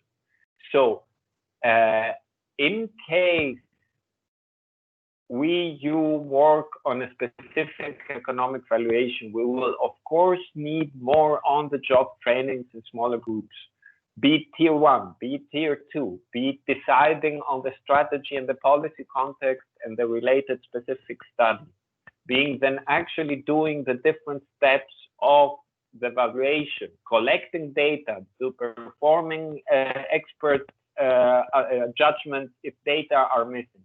For all of this, specific trainings, I believe, would be needed. But that's, let's say, you know, we talked quite generally today, and that's okay, but that would have to be very specific.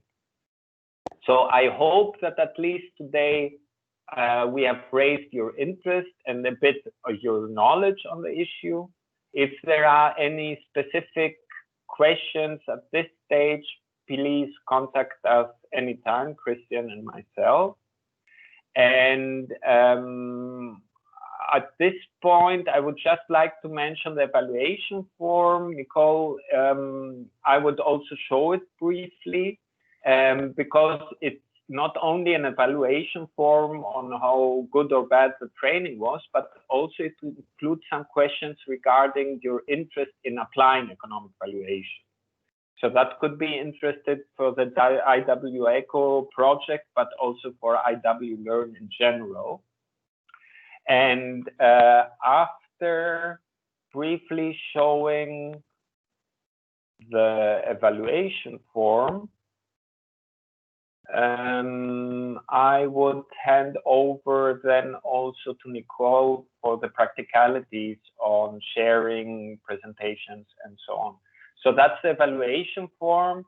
It's, yes, it is also what is your impression on the training and so on. But that's all on the training itself. But here it's also section 3 is about lessons learned and follow-up action. So interest, which project, sub-project, specific issue, policy context. So we get a better idea on in what direction then specific valuations could go. Is it tier 1, tier 2? And will you, let's say, initiate something on that? So coming to an end, I know it's bizarre to work together like this, but I feel that we at least were a bit together, even if it's not sitting in the same room. And I would like to thank you for your interest and your inputs and valuable discussion. Thank you from my side. Nicole? Thanks very much, Edward. Before I hand over to Donna Sue, who will do our closing for this wonderful workshop training today, just a brief word of thanks again, Edward. It was a lot of information, useful information, and we hope to continue this exchange moving forward and to bring more examples of this approach and these methods to all of you. And just to let everybody know that we will be circulating all of the material to you. We have your emails, so look out for that information by close of business tomorrow, okay? I'll hand over to Donna Sue now. Thanks again, everyone, and thanks for your input, your feedback, your sharing, your questions and comments today. Donna Sue, over to you. Okay. I don't know if I'm the only one who feels as if I could probably have continued participating in the webinar for longer, because it has been very interesting and informative. So we do appreciate, Edward, particularly the preparation and time that you've put into preparing for this webinar, which is the 6th in our series of partners webinars. It also has the widest participation in terms of people taking part from amongst the participating countries, because the aim of the partners webinars is to offer to people interacting with the project an opportunity to share and discuss developments and things generally happening. Economic valuation is an invaluable tool for us to use as we move forward in terms of what we would like to do. And of course, many of us experience frustration in terms of being able to persuade the decision makers to do things the way that we feel might be best for the environment. So we would like to begin by thanking Edward Interwise and also Christian Susan for their preparation and participation, well, really for being the facilitators. In addition, to thank IWLearn for the collaboration and UNIDO. Thank you to Nicole for so ably moderating the flood of questions that came in. And please do remember, you have been provided with some great resources, which you now have lots of time to explore. We expect your feedback in the evaluation forms, and I see that Jan may wish to make a final comment before we sign off, but thank you very much all for your very interactive participation in this webinar. Jan? Yeah, thank you, Donna. Indeed, I can only confirm and emphasize what you have just mentioned. I think this was a very interesting happening, and I don't know what the right word is, but it is very interesting to see that more than 46 people have been following this webinar for several hours. So for me, this was the longest webinar, and I have been able to be there from start to the end. And okay, once in a while you have to go out, but altogether worth to follow and to participate. I hope also that it was of use. So I want to say I hope that some of the participants will pick this up and send us a signal of, hey, we want to do this in our country or in our area, and how can we start? How can we get support? Is UNEP, is IWEco interested to support? How can we get some guidance, etc., etc. Because that's ultimately what our aim is with this, and we know, all of us, we know that we are going to zoom in now on Jamaica and the Negril area. A special word of thanks to Edu and Chris, and I know there are more people behind organizing such a webinar, my own colleagues. This was a very interesting experience, a very good, I think, experience as well. Dear colleagues, thank you for participating, and thank you for the interest shown in this topic. Thanks again to the consultants, and stay well, all of you, and bye bye till the next webinar. Thank you, Jan. Let's